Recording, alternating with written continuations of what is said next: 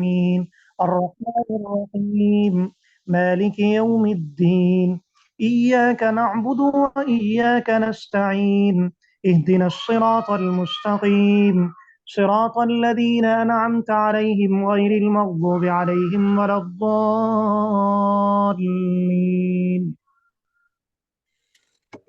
سورة البقرة مدنية. بسم الله الرحمن الرحيم. ألف لام ميم. ذلك الكتاب لا ريب فيه هدى للمتقين الذين يؤمنون بالغيب ويقيمون الصلاة ومما رزقناهم ينفقون والذين يؤمنون بما أنزل إليك وما أنزل من قبلك وبالآخرة هم يوقنون أولئك على هدى من ربهم وأولئك هم المفلحون. إن الذين كفروا سواء عليهم أنذرتهم أم لم تنذرهم لا يؤمنون ختم الله على قلوبهم وعلى سمعهم وعلى أبصارهم غشاوة ولهم عذاب عظيم. ومن الناس من يقول آمنا بالله وباليوم الآخر وما هم بمؤمنين يخادعون الله والذين آمنوا وما يخدعون إلا أنفسهم وما يشعرون في قلوبهم مرض فزادهم الله مرضا ولهم عذاب أليم بما كانوا يكذبون. وإذا قيل لهم لا تفسدوا في الأرض قالوا إنما نحن مصلحون ألا إنهم هم المفسدون ولكن لا يشعرون. وإذا قيل لهم آمنوا كما آمن الناس قالوا أنؤمن كما آمن السفهاء ألا إنهم هم السفهاء ولكن لا يعلمون. وإذا لقوا الذين آمنوا قالوا آمنا وإذا خلوا إلى شياطينهم قالوا إنا معكم إنما نحن مستهزئون الله يستهزئ بهم ويمدهم في طغيانهم يعمهون. أولئك الذين اشتروا الضلالة بالهدى فما ربحت تجارتهم وما كانوا مهتدين. مثلهم كمثل الذي استوقد نارا فلما أضاءت ما حوله ذهب الله بنورهم وتركهم في ظلمات لا يبصرون صم بكم عمي فهم لا يرجعون أو كصيب من السماء فيه ظلمات ورعد وبرق يجعلون أصابعهم في آذانهم من الصواعق حذر الموت والله محيط بالكافرين. يكاد البرق يخطف أبصارهم كلما أضاء لهم مشوا فيه وإذا أظلم عليهم قاموا ولو شاء الله لذهب بسمعهم وأبصارهم إن الله على كل شيء قدير. يا أيها الناس اعبدوا ربكم الذي خلقكم والذين من قبلكم لعلكم تتقون الذي جعل لكم الأرض فراشا والسماء بناء وأنزل من السماء ماء فأخرج به من الثمرات رزقا لكم فلا تجعلوا لله أندادا وأنتم تعلمون. وإن كنتم في ريب مما نزلنا على عبدنا فأتوا بسورة من مثله وادعوا شهداءكم من دون الله إن كنتم صادقين فإن لم تفعلوا ولن تفعلوا فاتقوا النار التي وقودها الناس والحجارة أعدت للكافرين. وبشر الذين آمنوا وعملوا الصالحات أن لهم جنات تجري من تحتها الأنهار كلما رزقوا منها من ثمرة رزقا قالوا هذا الذي رزقنا من قبل وأتوا به متشابها ولهم فيها أزواج مطهرة وهم فيها خالدون. إن الله لا يستحيي أن يضرب مثلا ما بعوضة فما فوقها فأما الذين آمنوا فيعلمون أنه الحق من ربهم وأما الذين كفروا فيقولون ماذا أراد الله بهذا مثلا يضل به كثيرا ويهدي به كثيرا وما يضل به إلا الفاسقين. الذين ينقضون عهد الله من بعد ميثاقه ويقطعون ما أمر الله به أن يوصل ويفسدون في الأرض أولئك هم الخاسرون كيف تكفرون بالله وكنتم أمواتا فأحياكم ثم يميتكم ثم يحييكم ثم إليه ترجعون هو الذي خلق لكم ما في الأرض جميعا ثم استوى إلى السماء فسواهن 7 سماوات وهو بكل شيء عليم وإذ قال ربك للملائكة إني جاعل في الأرض خليفة قالوا أتجعل فيها من يفسد فيها ويسفك الدماء ونحن نسبح بحمدك ونقدس لك قال إني أعلم ما لا تعلمون وعلم آدم الأسماء كلها ثم عرضهم على الملائكة فقال أنبئوني بأسماء هؤلاء إن كنتم صادقين قالوا سبحانك لا علم لنا إلا ما علمتنا إنك أنت العليم الحكيم قال يا آدم أنبئهم بأسمائهم فلما أنبأهم بأسمائهم قال ألم أقل لكم إني أعلم غيب السماوات والأرض وأعلم ما تبدون وما كنتم تكتمون وإذ قلنا للملائكة اسجدوا لآدم فسجدوا إلا إبليس أبى واستكبر وكان من الكافرين وقلنا يا آدم اسكن أنت وزوجك الجنة وكلا منها رغدا حيث شئتما ولا تقربا هذه الشجرة فتكونا من الظالمين فأزلهما الشيطان عنها فأخرجهما مما كانا فيه وقلنا اهبطوا بعضكم لبعض عدو ولكم في الأرض مستقر ومتاع إلى حين فتلقى آدم من ربه كلمات فتاب عليه إنه هو التواب الرحيم قلنا اهبطوا منها جميعا فإما يأتينكم مني هدى فمن تبع هداي فلا خوف عليهم ولا هم يحزنون والذين كفروا وكذبوا بآياتنا أولئك أصحاب النار هم فيها خالدون يا بني إسرائيل اذكروا نعمتي التي أنعمت عليكم فأوفوا بعهدي أوف بعهدكم وإياي فارهبون وآمنوا بما أنزلت مصدقا لما معكم ولا تكونوا أول كافر به ولا تشتروا بآياتي ثمنا قليلا وإياي فاتقون ولا تلبسوا الحق بالباطل وتكتموا الحق وأنتم تعلمون وأقيموا الصلاة وآتوا الزكاة واركعوا مع الراكعين أتأمرون الناس بالبر وتنسون أنفسكم وأنتم تتلون الكتاب أفلا تعقلون واستعينوا بالصبر والصلاة وإنها لكبيرة إلا على الخاشعين الذين يظنون أنهم ملاقو ربهم وأنهم إليه راجعون صدق الله العظيم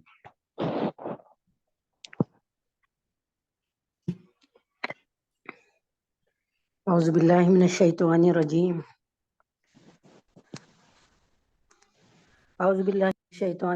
بسم اللہ الرحمن الرحیم جزاک اللہ خیرا واحسن الجزاء فی الدارین۔ اللہ تعالیٰ آپ سب کی جان، مال، ایمان، عزت، آبرو، رزق میں ڈھیروں ڈھیروں برکت عطا فرمائے۔ اللہ تعالیٰ کا شکر ہے کہ کئی سالوں سے کم 7-8 سالوں سے یہ اللہ تعالیٰ نے ایک سلسلہ شروع کرایا ہوا ہے۔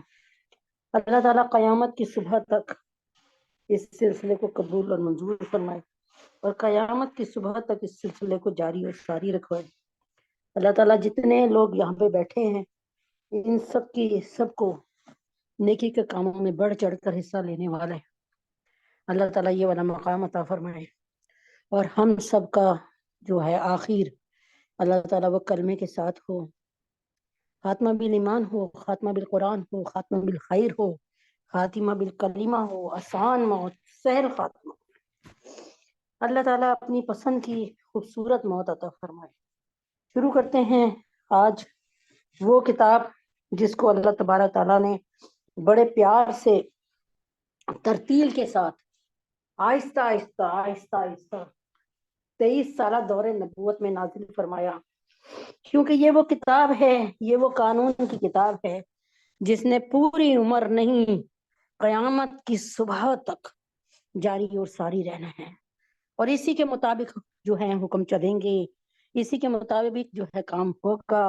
جس چیز کو قرآن نے حرام کہہ دیا وہ حرام ہے، اور جس چیز کو قرآن نے حلال کہہ دیا وہ حلال ہے، اور یہ قیامت کی صبح تک ہے۔ یہ نہیں کہ آج صرف آج کے لیے ہے، کل کے لیے ہے، اس سال کے لیے ہے یا اس سال کے لیے نہیں ہے۔ چنانچہ اس خوبصورت محفل کا آغاز جو ہے بسم اللہ الرحمن الرحیم سے کرتے ہیں، جو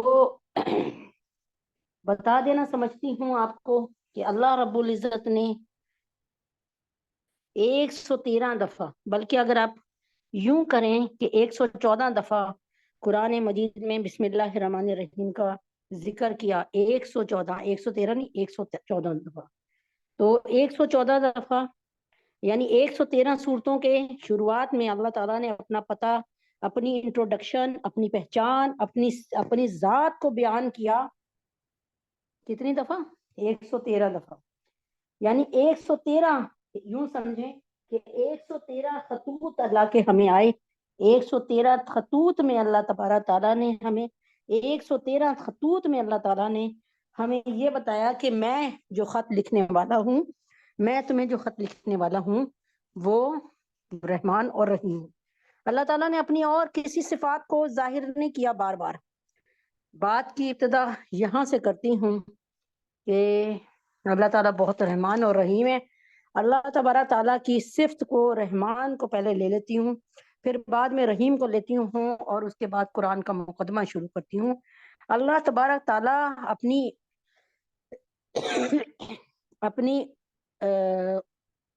رعایا پہ، اپنے بندوں پر 99 درجے اللہ تبارک تعالیٰ نے اپنے پاس اپنی رحمانیت کو رکھا۔ 1% ایک درجہ ہمیں دیا، صرف ایک درجہ رحمانیت اللہ پاک نے ہمیں دی، جس کی وجہ سے ہمیں اپنے ماں باپ سے اتنی محبت ہے، بچوں سے محبت ہے، شوہر سے محبت ہے، سہیلیوں سے محبت ہے، ہمسایوں سے محبت ہے۔ یہ 1% کی وجہ سے پوری دنیا، شیر اپنے بچے سے پیار اور کھلواڑ کر رہا ہوتا ہے، یہ صرف 1%، یہ قیامت والے دن روز قیامت 1% جا کر اللہ پاک سے جڑ جائے گی، اللہ پاک کی اس 99% رحمانیت سے جڑ جائے گی، اور اللہ تبارک تعالیٰ اس وقت صرف ہمارے لیے کیا ہوں گے؟ رحمان۔ اللہ تبارک تعالیٰ کیا ہوں گے؟ 100%، 1% نہیں، 2% نہیں، 100% اللہ تعالیٰ ہمارے لیے رحمان ہو جائیں گے، 100% اللہ تعالیٰ رحمان ہو جائیں گے۔ یہ بہت خوشخبری کی بات ہے۔ تھوڑی سی چیزوں کو سمجھ لیں، بات خود بخود سمجھ آتی ہو جائے گی کہ اسلام میں کلمہ پڑھنے کے بعد صرف 5 ذمہ داریاں ہیں کہ ہم نے معاہد رہنا ہے، ہم نے کسی کے، اللہ کے ساتھ کسی کو شریک نہیں ٹھہرانا۔ ایک ذمہ داری، یہ کام صرف عقیدے کا کام ہے، دل میں بٹھا لیں اللہ کے سوا کوئی عبادت کے لائق نہیں، اللہ کے سوا کوئی معبود نہیں، اللہ کے سوا کوئی بندہ ایسا نہیں ہے کہ جس کی ہم عبادت کریں یا جس سے کچھ مانگے۔ ایک بات۔ دوسری نمبر پہ آتی ہے نماز، یہ ہے پڑھنے کی چیز جس میں آپ کا پیسہ کوئی نہیں خرچ ہو رہا نماز پڑھنے میں، بس صرف پاک صاف رہنے کی ضرورت ہے اور وقت پہ نمازوں کو ادا کرنے کی ضرورت ہے۔ اسلام بہت آسان ہے۔ تیسری چیز آتی ہے زکوٰۃ۔ تیسری چیز آتی ہے زکوٰۃ۔ زکوٰۃ کے لیے آپ کو پتہ ہے کنڈیشن ہے، شرط ہے کہ جو شخص صاحب نصاب ہوگا، یعنی جس کے پاس مال ہوگا وہ زکوٰۃ دے گا، یعنی غریب اس سے بری ہو گیا، غریب اس سے بری ہو گیا، غریب نے صرف توحید کا اقرار کرنا ہے، اس کو ماننا ہے، اور دوسری بات کیا کرنی ہے؟ نماز پڑھنی ہے۔ تیسری چیز سے وہ بری ہو گیا، غریب کی غربا کی تعداد کتنی ہے؟ وہ سارے اس سے بری ہو گئے۔ چوتھی چیز آتی ہے نماز کے بعد یعنی نماز کے بعد زکوٰۃ، زکوٰۃ کے بعد جو ہے روزہ اور حج۔ تو روزہ جو ہے وہ سب نے رکھنا ہے، امیر غریب سب نے رکھنا ہے، ٹھیک ہے۔ نماز بھی امیر غریب نے پڑھنی ہے، ٹھیک ہے۔ آگے پانچویں چیز آتی ہے حج۔ حج ان لوگوں پر فرض ہے جو صاحب نصاب ہوں، یعنی جو صاحب استطاعت ہوں، یعنی غریب اس سے بھی بری ذمہ ہو گیا کہ بھائی پیسے نہیں ہیں، گھر میں کھانی روٹی بڑی مشکل سے پڑ رہی ہے، پوری ہو رہی ہے، تو چلو پھر وہ بھی اس سے وہ اس سے بھی بری ہو گیا. تو دین غریب کے لیے کتنا آسان ہو گیا، امیر کے لیے تو آسان ہے ہی، اور غریب کے لیے کتنا آسان ہو گیا. تو یہاں پر ایک بات یاد رکھیے جو یاد رکھنے کی ہے، جو ایک اہم مسئلہ ہے. اللہ رب العزت نے جب اپنی ابتدا اپنے قرآن کی ابتدا بسم اللہ الرحمن الرحیم سے کی، تو اللہ تعالیٰ یہ فرما رہے ہیں کہ آؤ آ جاؤ میری آغوش میں، آ جاؤ میرے پاس آ جاؤ، میں بہت رحمان اور رحیم ہوں. یعنی میں بہت رحمان اور رحیم ہوں، میرے پاس آ جاؤ، میں تمہیں کوئی جو ہے یعنی مجھ سے تمہیں کوئی خطرہ نہیں ہے، تو میں بہت رحمان اور رحیم ہوں. تم میری مان کے چلو گے، تم میری مان کے چلو گے، میں تمہاری مان کے چلوں گا.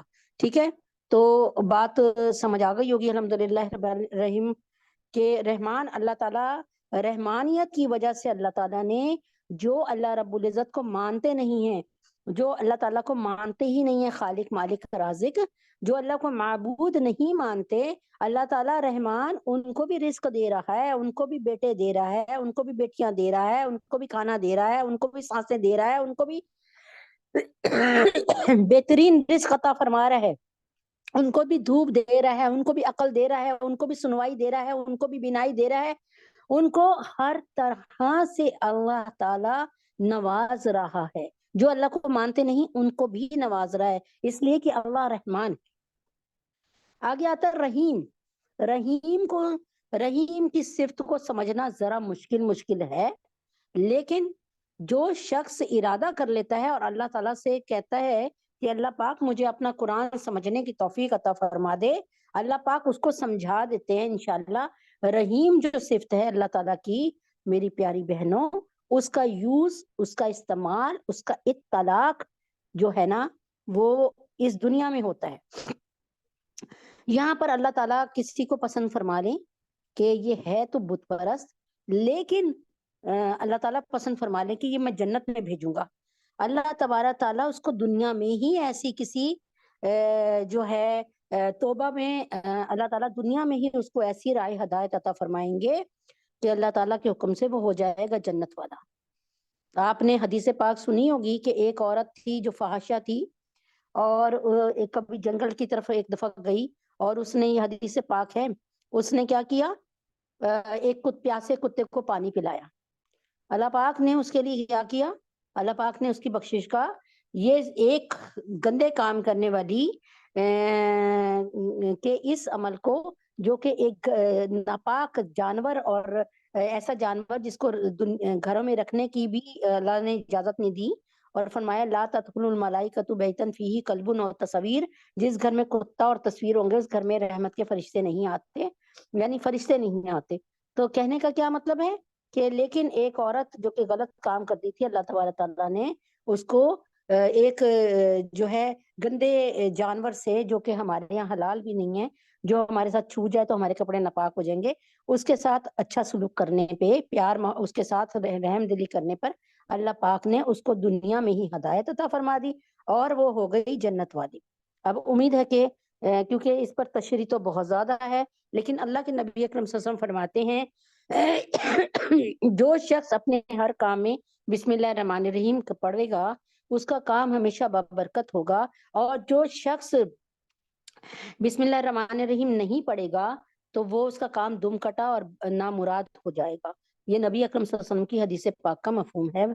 تو یہاں پر ایک چھوٹی سی چیز اس کو کہہ دیتی ہوں جس کا ذکر بعد میں دوبارہ قرآن مجید میں آئے گا، کہ حضرت سلیمان علیہ السلام نے جب اپنا تخت یعنی ان کو خبر ملی کہ آج، انہوں نے کہا ہدہد نظر نہیں آ رہا، کہاں ہے ہدہد؟ پتہ چلا ہدہد اللہ کے نبی حضرت سلیمان علیہ السلام جنہیں روئے زمین کی بادشاہت عطا فرمائی تھی اللہ نے، تو وہ کہتے ہیں کہ اچھا میں ہدہد کو دیکھتا ہوں، اگر ہدہد نے مجھے صحیح وجہ بتا دی نہ آنے کی تو میں اس کو معاف کر دوں گا، ورنہ اس کے پر نوچ پھینکوں گا. ہدہد آئی یا آیا جو بھی تھا، تو اس نے آ کر بتایا کہ میں نے ایک ایسی ریاست دیکھی جو بڑی عالیشان ریاست ہے، وہاں کی جو ایک ملکہ ہے وہ نان مسلم ہے، یعنی وہ سورج کی پوجا کرتی ہے، یعنی کسی اور مذہب کی پوجا وہ کرتی ہے، تو لیکن وہ بڑی مطلب ریاست بڑی عالیشان ہے، تو آپ لیکن وہاں پر اللہ کی عبادت نہیں ہوتی۔ حضرت سلیمان علیہ السلام نے ایک خط بھیجا حدود کے ذریعے، اور یہ قصہ پورا بعد میں سناؤں گی، بات کی طرف آتی ہوں۔ جب اس کو حضرت سلیمان علیہ السلام نے اپنے پاس آنے کی دعوت دی اس ملکہ کو، تو ساتھ ہی تاریخ میں ان کا نام ملکہ بلقیس لکھا ہے، لیکن اس پر جو ہے راجے کال وہ مجھے نہیں پتا۔ تو حضرت ساتھ ہی کیا ہوا کہ ساتھ ہی ایک اور بات بھی ہوئی کہ آپ نے ساتھ ہی ایک خط روانہ کیا کہ یہ خط جاؤ اس کو دے دو۔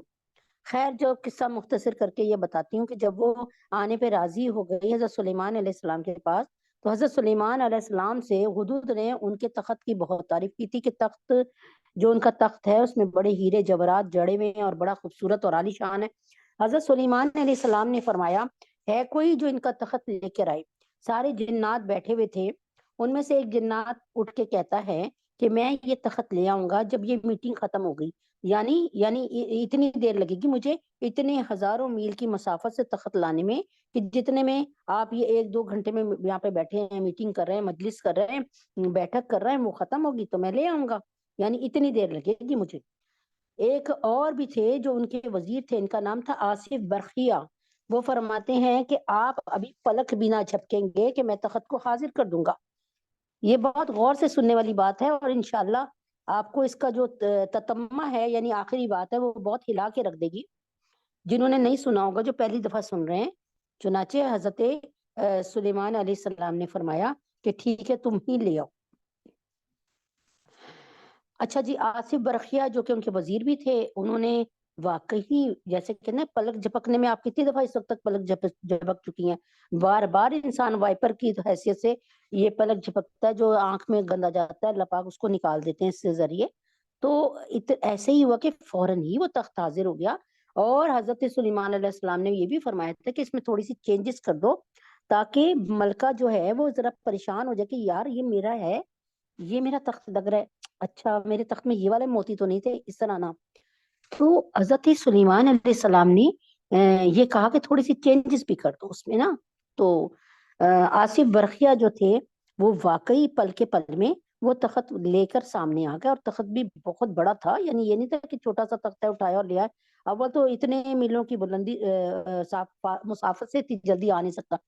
جب سب نے تخت کو دیکھا حیران اور پریشان ہو گئے، اور پھر حضرت سلیمان علیہ السلام نے پوچھا آصف برقیہ سے کہ بات یہ ہے کہ یہ تو بتا کہ تو نے کس پاور سے، کس طاقت سے، مطلب کیسے لے کے آیا؟ اب وقت کا بادشاہ، بادشاہوں کا بادشاہ یعنی کہہ سکتے ہیں آپ پوری روئے زمین کا بادشاہ حضرت سلیمان علیہ السلام نے جب پوچھا تو آصف برقیہ نے بتایا کہ میں نے تورات، زبور، انجیل، یعنی ٹھیک ہے نا، یعنی انہوں نے یہ کہا کہ میں نے جو گزشتہ کتابیں ہیں نا ان سب کا مطالعہ کیا، جتنے بھی صحیفے تھے ان کا مطالعہ کیا، یعنی آپ کو پتا نا کتابیں تو آپ کو موٹی موٹی 4 ہی پتہ ہے نا، لیکن صحیفے یعنی نوٹس بھی ہوتے تھے جو حضرت ابراہیم علیہ السلام کو اور دوسرے نبیوں کو ملے، تو کہ پرانی والی شریعت پہ بھی عمل کرنا اور یہ ساتھ میں یہ والی چیزوں میں رد و بدل ہو گیا، یہ اور نئے احکامات ہیں اس طرح۔ چنانچہ ایسے ہی ہوا کہ آصف برقیہ نے فرمایا کہ میں نے بہت مطالعہ کیا پرانی مطلب جو اللہ نے کتابیں نازل کی ان کا، اور میں اس نتیجے پہ پہنچا کہ آج نا میں اس نتیجے پہ پہنچا کہ اب ایسا ہے کہ اللہ تبارک تعالیٰ کو اپنا نام اللہ رحمان رحیم یہ بہت پسند ہے، اور بلایا جانا بھی بہت پسند ہے، کہ اللہ تعالیٰ چاہتے ہیں کہ مجھے ان ناموں سے پکارا جائے، تبھی تو 114 جگہ قرآن میں بسم اللہ الرحمن الرحیم لکھا گیا۔ 113 خطوط کے شروع میں اللہ تعالیٰ نے لکھا کہ سینڈر نیم، بھیجنے والا کون ہے؟ اللہ، وہ بہت رحمان، وہ بہت رحیم، ساتھ میں اپنی کوالٹیز بھی بتا دیا تھا۔ اب یہاں پہ دوبارہ سے آتے ہیں واپس تو فرمایا کہ جب میں نے یہ تینوں کتابوں میں یہی دیکھا اللہ رحمان رحیم، چنانچہ پھر میں نے کیا کیا، یہ سن لیجئے، میں نے اس نام کو اپنا ورد بنا لیا، بسم اللہ الرحمن الرحیم۔ میں اس کو اتنی کثرت سے پڑھتا ہوں کہ اللہ تعالیٰ کے حکم سے کہ میرے پاس اللہ پاک نے اس کلام کی برکت سے ایسی طاقت عطا فرما دی جس سے میں تقریباً ہر کام کر سکتا ہوں۔ تو یہ بات اتنی تمہید کیوں باندھی کہ یہ بسم اللہ الرحمن الرحیم، یہ میں سمجھتی ہوں کہ یہ اللہ تعالیٰ کی طرف سے ایک اسم اعظم ہے، اللہ کی رحمت کو متوجہ کرنے کے لیے، اللہ تبارک تعالیٰ کی رحمت کی کو متوجہ کرنے کے لیے، اور اللہ تعالیٰ کی خصوصی توجہ کو اور خصوصی نگاہ کو اپنی طرف مرکوز کرنے کے لیے یہ ایک زبردست قسم کا وظیفہ ہے۔ نہیں یقین تو آپ کر کے دیکھ لیں، ایک خاص تعداد بنا لیں، ہر نماز کے بعد ایک تسبیح بسم اللہ الرحمن الرحیم پڑھیں، آپ کے اذان ہو رہی ہے، اذان کا جواب دیتے ہیں، اس کے بعد نماز کا 10 منٹ کا وقفہ، اور اس کے بعد انشاءاللہ دوبارہ سے کنٹینیو کلاس۔ اللہ اکبر اللہ اکبر اللہ اکبر اللہ اکبر اللہ اکبر اللہ اکبر، اشہد ان لا الہ الا اللہ۔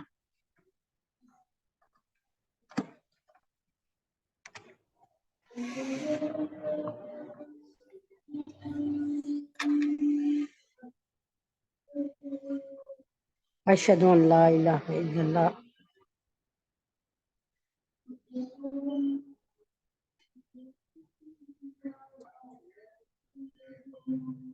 اشہد ان محمد رسول اللہ۔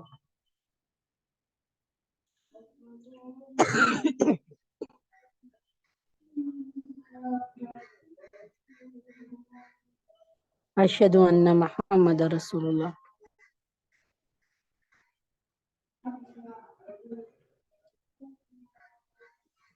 لا حول ولا قوة الا باللہ۔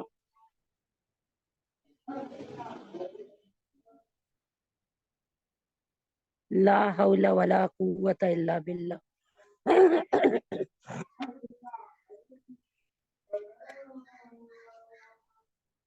لا حول ولا قوة الا باللہ۔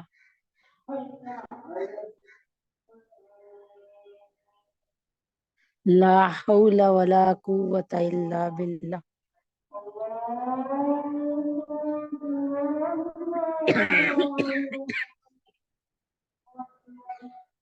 اللہ اکبر اللہ اکبر۔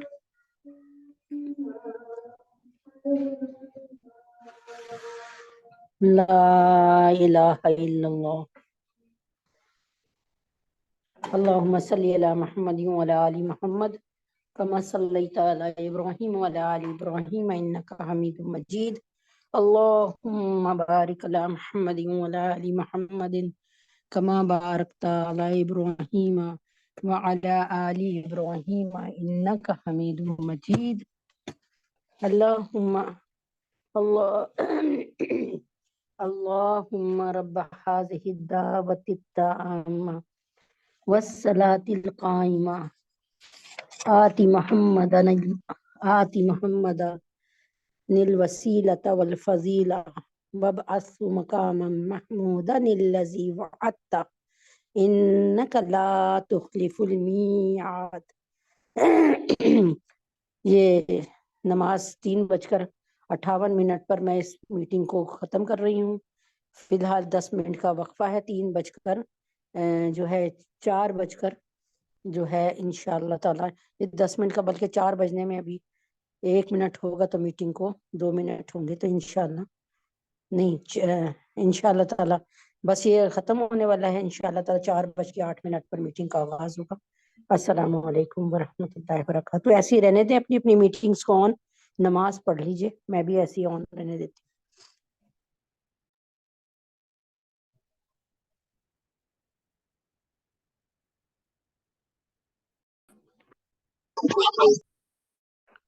اعوذ باللہ من الشیطان الرجیم، بسم اللہ الرحمن الرحیم، الحمد للہ رب العالمین، کہ اللہ رب العزت نے ہمیں کامیابی کے ساتھ اس وقت اس تھوڑے سے وقت میں نماز پڑھنے کی توفیق عطا فرمائی۔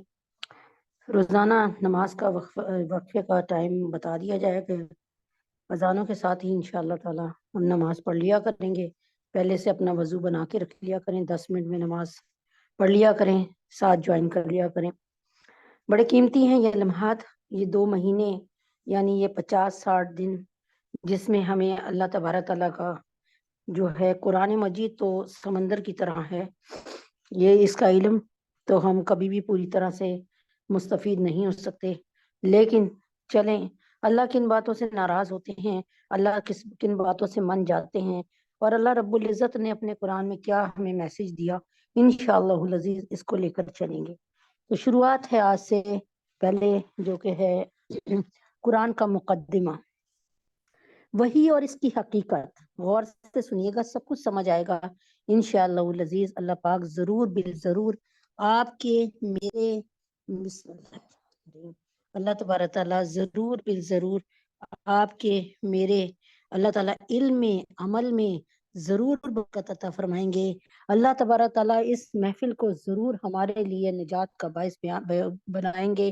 اللہ تبارک تعالیٰ اس محفل کی جو رحمتیں اور برکتیں فیوز ہیں، اللہ تبارک تعالیٰ ان کی برکتوں سے ہمارے جتنے بھی ہم سے جدا ہو چکے اور مرحومین کی لسٹ میں آ چکے، اے اللہ تجھے تیرے نبی کا واسطہ، اے اللہ تجھے تیرے تمام انبیاء کا واسطہ، اے اللہ تعالیٰ تجھے تیرے اپنے چاہنے والوں کا واسطہ، اے اللہ تعالیٰ تجھے اپنے جلال، اپنی بزرگی کا، اپنی علو کا، اپنی شان کا، اے اللہ تبارک تعالیٰ تجھے واسطہ ہے اس قرآن کا کہ اللہ پاک یہ تیری کتاب ہے، بہت عظیم کتاب ہے اللہ، کہ اللہ تبارک تعالیٰ ہمارے جتنے لوگ ہم سے اس وقت جو جدا ہو چکے ہیں اور آپ کی بارگاہ میں پہنچ چکے ہیں، آپ سے ان کا وصال ہو چکا ہے، ان سب کی جو ہے بخشش اور مغفرت کا سامان بنا دے، اس تمام محفل کو اے اللہ تعالیٰ قبول اور منظور فرما دے، اس میں برکتیں عطا فرما دے۔ بسم اللہ الرحمن الرحیم۔ قرآن کریم چونکہ سرور کائنات حضرت محمد صلی اللہ علیہ وسلم پہ وحی کے ذریعے نازل ہوا، اس لیے سب سے پہلے وحی کے بارے میں چند ضروری باتیں سمجھ لینی چاہیے۔ یاد رکھیں کہ دنیا میں جتنے بھی نبی آئے اور جن کو کتاب ملی، جتنے بھی نبی آئے ان کی تعداد کہیں 1,24,000، کہیں 1 لاکھ۔ میں نے خود کتاب العقیدہ سے پڑھا کہ 1 لاکھ۔ اس پر بحث نہیں ہے کہ کتنے نبی آئے، بحث کسی چیز پہ بھی نہیں ہے، بس یہ ہے کہ 313 رسول تھے جن کو شریعت ملی، جن کو کتاب ملی، اور جن میں مشہور کتابیں تورات، زبور، انجیل ہے۔ تورات کا مطلب ہے قانون، زبور کا مطلب ہے صحیفے، اور انجیل کا مطلب ہے گڈ نیوز، بشارت۔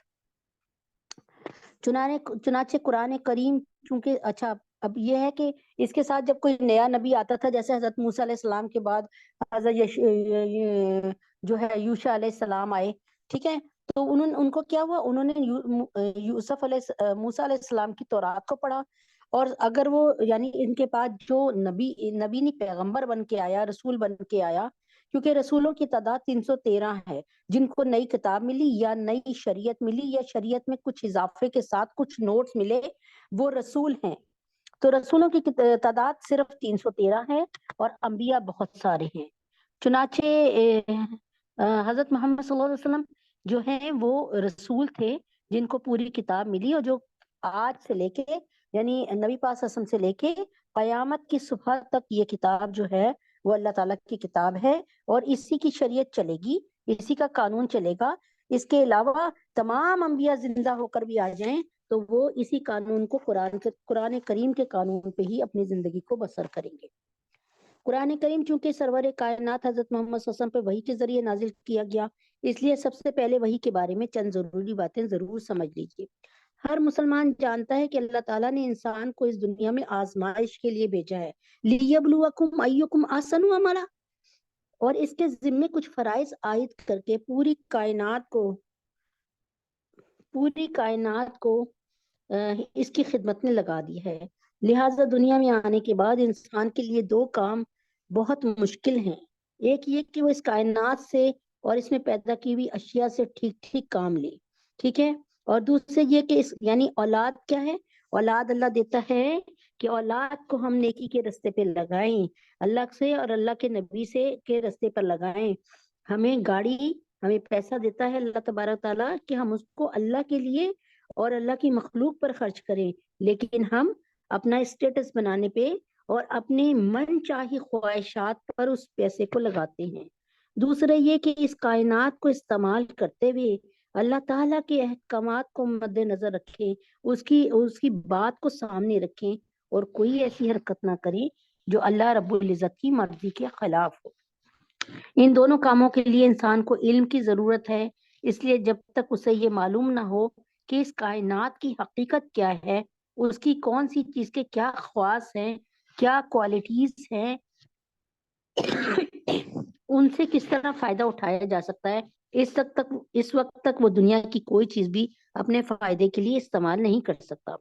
نیز جب تک اسے یہ معلوم نہ ہو کہ اللہ تعالیٰ کی مرضی کیا ہے، وہ کون سے کاموں کو پسند فرماتے ہیں اور کن کاموں کو ناپسند فرماتے ہیں، اس وقت تک اس کے لیے اللہ تعالیٰ کی مرضی کے مطابق زندگی گزارنا ناممکن ہے۔ چنانچہ اللہ تعالیٰ نے انسان کو پیدا کرنے کے ساتھ ساتھ 3 چیزیں ایسی پیدا کی جن کے ذریعے اس سے مذکورہ بالا باتوں کا علم حاصل ہوتا رہے۔ ایک انسان کے حواس کیا ہے؟ یعنی آنکھ، کان، منہ اور ہاتھ پاؤں، اور دوسرے عقل، اور تیسرے وحی۔ اللہ تبارک تعالیٰ ہم اپنی آنکھوں کے ذریعے دیکھتے ہیں اور کانوں کے ذریعے سنتے ہیں، اور کیا کہتے ہیں، اللہ تبارک تعالیٰ نے حواس خمسہ عطا فرمائے ہیں۔ اگر ہمارے پاس یعنی سنوائی نہ ہو تو ہم سن نہیں سکتے، قوت سماعت نہیں ہے تو سن نہیں سکتے، تو ہمارے لیے مسائل پیدا ہو جائیں گے۔ اللہ تبارک تعالیٰ نے ہمیں 5 حواس خمسہ عطا فرمائے، دوسرے ہمیں عقل عطا فرمائی، تیسرے ہمیں وحی عطا فرمائی۔ چنانچہ انسان کو بہت سی باتیں اپنے حواس کے ذریعے معلوم ضرور ہو جاتی ہیں، بہت سی باتیں عقل کے ذریعے، اور جو باتیں ان دونوں ذریعے سے معلوم نہیں ہو سکتی، یعنی حواس کے ذریعے بھی معلوم نہیں ہو سکتی، حواس خمسہ کے ذریعے بھی معلوم نہیں ہو سکتی، عقل سے بھی معلوم نہیں کر سکتے، تو اس کا علم وحی کے ذریعے عطا کیا جاتا ہے۔ علم کے ان تینوں ذرائع میں ترتیب کچھ ایسی ہے کہ ہر ایک کی خاص حد اور مخصوص دائرہ کار ہے جس کے آگے وہ کام نہیں دیتا۔ چنانچہ جو چیزیں انسان کو اپنے حواس سے معلوم ہو جاتی ہیں ان کا علم میری عقل سے نہیں ہو سکتا۔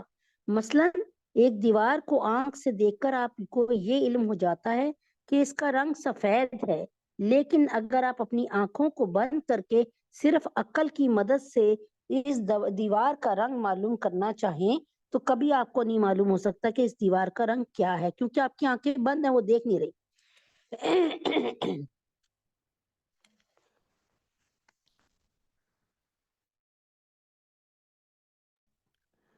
تو یہاں پر جو ہے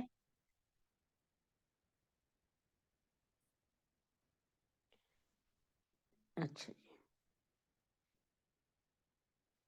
اعوذ باللہ من الشیطان الرجیم، بسم اللہ الرحمن الرحیم۔ ٹھیک ہے، تو علم کے ان تینوں ذرائع میں ترتیب کچھ ایسی ہے کہ ہر ایک کی ایک خاص حد اور مخصوص دائرہ کار ہے جس کے آگے وہ کام نہیں دیتا۔ چنانچہ جو چیزیں انسان کو اپنے حواس سے معلوم ہو جاتی ہیں ان کا علم نری عقل سے نہیں ہو سکتا۔ مثلا ایک دیوار کو آنکھ سے دیکھ کر آپ کو یہ علم حاصل ہو جاتا ہے کہ اس کا رنگ یہ سفید ہے، لیکن اگر اپنی آنکھوں کو آپ بند کر کے صرف عقل کی مدد سے اس دیوار کا رنگ معلوم کرنا چاہیں تو یہ ناممکن ہے۔ اسی طرح جن چیزوں کا علم عقل کے ذریعے حاصل ہوتا ہے وہ صرف حواس سے معلوم نہیں ہو سکتی۔ مثلا آپ صرف آنکھوں سے دیکھ کر یا ہاتھوں سے چھو کر یہ پتہ نہیں لگا سکتے کہ اس دیوار کو کس انسان نے بنایا ہے، بلکہ اس نتیجے تک پہنچنے کے لیے عقل کی ضرورت ہے کہ بھائی اس کو کس نے بنایا ہے۔ ٹھیک ہے، اس میں عقل کی ضرورت پڑتی ہے۔ آنکھوں سے دیکھ کر آپ یہ نہیں بتا سکتے کہ یہ دیوار کو کس نے بنایا ہے۔ غرض جہاں تک حواس خمسہ یعنی آنکھ، ناک، ہاتھ وغیرہ کا کام ہے نا، عقل کا کام ہے، وہاں تک عقل کوئی رہنمائی نہیں کرتی، اور جہاں حواس خمسہ جواب دے جاتے ہیں وہیں سے عقل کا کام شروع ہو جاتا ہے، لیکن اس عقل کی رہنمائی بھی غیر محدود نہیں ہے، یہ بھی ایک حد پر جا کر رک جاتی ہے، اور بہت سی باتیں ایسی ہیں جس کا علم نہ حواس کے ذریعے حاصل ہو سکتا ہے نہ ہمیں عقل کے ذریعے حاصل ہو سکتا ہے۔ مثلا اسی دیوار کے بارے میں یہ معلوم کرنا کہ اس کو کس طرح استعمال کرنے سے اللہ تعالیٰ راضی ہو اور کس طرح استعمال کرنے سے اللہ تعالیٰ ناراض ہو جائے گا، یہ نہ ہمیں حواس کے ذریعے معلوم ہو سکتا ہے نہ عقل کے ذریعے معلوم ہو سکتا ہے۔ اس قسم کے سوالات کا جواب انسان کو دینے کے لیے جو اللہ تعالیٰ نے ذریعہ بتایا ہے اور جو ہمیں اللہ نے ذریعہ بتایا ہے اس کا نام وحی ہے، اور اس کا طریقہ یہ ہوتا ہے کہ اللہ تعالیٰ اپنے بندوں میں کسی کو منتخب فرما کر اسے اپنا پیغمبر قرار دے دیتے ہیں اور اس پر اپنا کلام نازل فرماتے ہیں۔ اس کلام کو وحی کہا جاتا ہے۔ تو یہاں پر یہ بات اور مثال سے شاید زیادہ واضح ہوگی۔ فرض کیجئے کہ میرے ہاتھ میں ایک پستول ہے، اسے آنکھ سے دیکھ کر میں اس کا سائز اور اس کی صورت معلوم کر سکتی ہوں، میں ہاتھ سے چھو کر یہ معلوم کر سکتی ہوں یہ کس ٹھوس چیز سے بنی ہوئی ہے، اس کا ٹریگر دبا کر میں یہ جان سکتی ہوں کہ اس سے گولی پوری قوت سے نکل کر دور گئی ہے، اس کی آواز سن کے مجھے یہ معلوم ہو جاتا ہے کہ اس سے ایک دھماکہ پیدا ہوتا ہے، اور اس کی نالی کو سونگھ کر مجھے یہ پتہ چل سکتا ہے کہ اس میں سے بارود کی بو آ رہی ہے۔ یہ ساری اطلاعات میرے پاس ظاہری حواس یعنی آنکھ، ہاتھ، کان اور ناک نے فراہم کی ہیں۔ لیکن اگر کوئی مجھ سے پوچھے کہ اسے کس نے بنایا تو میرے یہ ظاہری حواس اس سوال کا جواب نہیں دے سکتے۔ اس موقع پر میں عقل سے سوچتی ہوں تو عقل مجھے بتاتی ہے کہ یہ پستول جس انداز سے بنا ہے وہ خود بخود نہیں بن سکتا، خود بخود وجود میں نہیں آ سکتا، یقیناً کسی کاریگر نے اس کو بنایا ہے۔ وہ کاریگر نہ میری آنکھوں سے نظر آ رہا ہے، نہ میرے کان اس کی آواز سن رہے ہیں، مگر اپنی عقل کے ذریعے مجھے یہ علم حاصل ہو جاتا ہے کہ اسے کاریگر انسان نے بنایا ہے۔ یہاں تک میں نے قرآن کے مقدمے کو بیان کیا، کیونکہ یہاں تک قرآن کا مقدمہ جو ہے وہ تھوڑا تھوڑا کر کے سمجھانا وہ زیادہ بہتر ہے کہ نہ کہ ایک ہی دن میں قرآن کا مقدمہ بتا دوں۔ یہاں پر آپ کو انشاءاللہ وحی کا سارا علم ملے گا انشاءاللہ کہ یہ وحی کو نازل کرنے کی ضرورت کیوں پیش آئی، اور اللہ تعالیٰ نے اس کو وحی کو نازل کرنے کے لیے کس کا انتخاب کیا، اور پھر نہیں وحی کو جب تک اللہ تعالیٰ نے نازل نہیں کیا تھا تو کون سی برائی ہو رہی تھی کائنات میں، اور جیسے ہی اللہ تعالیٰ نے قرآن کو نازل کیا تو پھر کون سی اللہ تبارک تعالیٰ نے پابندیاں لگائیں۔ یہ بہت بہت زیادہ علم کی باتیں ہیں، اور انشاءاللہ آہستہ آہستہ اگر آپ کاپی پینسل لے کے بیٹھیں گے تو انشاءاللہ ایک ایسا درس تیار ہو جائے گا، جب آپ اسے کھولیں گے تو آپ کے مسئلے کا حل آپ کے سامنے ہوگا۔ سورہ فاتحہ نہ صرف قرآن کریم کی موجودہ ترتیب میں سب سے پہلی سورت ہے، بلکہ یہ پہلی وہ سورت ہے جو مکمل طور پہ نازل ہوئی۔ اس سے پہلے کوئی سورت پوری طرح نازل نہیں ہوئی، بلکہ بعض سورتوں کی کچھ آیتیں آئی تھیں۔ اس سورت کو قرآن کریم کے شروع میں رکھنے کا مطلب منشا یہ ہے کہ جو شخص قرآن کریم سے ہدایت حاصل کرنا چاہتا ہو اسے سب سے پہلے اپنے خالق اور مالک کی صفات کا اعتراف کرنا چاہیے۔ ہم قرآن شریف سے تبھی مستفید ہو سکتے ہیں، ہم قرآن شریف کو تبھی ماننے کا دل کر سکتا ہے جب ہمیں قرآن کریم کے خالق کی پہچان ہو جائے کہ قرآن مجید کا خالق کون ہے اور وہ ہم سے کیا چاہتا ہے، وہ کس بات سے راضی ہوتا ہے، کس بات سے ناراض ہوتا ہے، دنیا میں کامیاب زندگی گزارنے کے لیے ہمارا خالق مالک کیا چاہتا ہے۔ پہلے ایک حق کے طلبگار کی طرح اسی سے ہدایت مانگنی چاہیے، چنانچہ اس میں بندوں کو وہ دعا سکھائی گئی جو ایک طالب حق کو اللہ سے مانگنی چاہیے۔ اس کی پہلی 3 آیتیں اللہ کا کلام ہے بندوں سے، باقی 3 آیتیں بندوں کا کلام ہے اللہ سے۔ پہلی 3 آیتیں اللہ پاک کا کلام ہے بندوں سے، دوسری 3 آیتیں بندوں کا کلام ہے اللہ سے، اور تیسری آخری آیت جو کہ 7 آیتیں ہیں قرآن کریم کی یہ ماں ہے۔ اللہ تعالیٰ نے سورہ فاتحہ کو ام الکتاب کہا۔ اللہ تعالیٰ نے سورہ فاتحہ کو اللہ تعالیٰ نے سورہ فاتحہ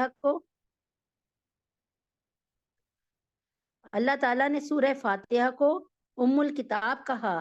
اللہ تعالیٰ نے سورہ فاتحہ کو الاساس یعنی بنیاد کہا.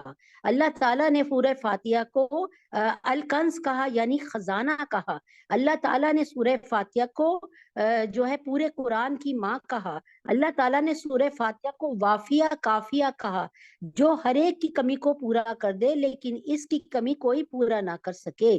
اللہ پاک نے سورہ فاتحہ کو سبا مسانی کہا، یعنی اللہ یہ قرآن کی واحد صورت ہے، گرچہ کہ ماں ہے. شاید اس وجہ سے اللہ تعالیٰ نے جو ہے بیچ کے پاروں میں درمیانی پارے میں اس بات کا ذکر بھی کیا کہ ارے ہم نے تم کو 7 مقرر آیتیں نہیں دی، ایک کے بعد ایک آیت آنے والی. تو اللہ پاک نے سورہ فاتحہ کو بہت بڑی اہمیت دی کہ یعنی پورے قرآن کی ماں کہہ دیا، ام الکتاب ام القرآن کہہ دیا. سورہ فاتحہ میں انتہا یعنی سورہ فاتحہ کو جو شخص اپنا معمول بنا لے ایک تعداد میں پڑھنے کا، یعنی تعداد سے مراد یہ ہے کہ اگر 33 دفعہ یا 100 دفعہ ایک تسبیح یعنی پڑھنے کا، اور اس کو ایک روزانہ کا عمل بنا لے، تو میں ایک بات کہتی ہوں کہ انشاءاللہ اللہ پاک اس کو ذہنی، جسمانی، روحانی مرض سے ہمیشہ اپنی پناہ خاص میں رکھے گا. یہ سورہ فاتحہ کو ہم سمجھ نہیں رہے، اصل میں یہ پورے قرآن کا متن اور خلاصہ ہے.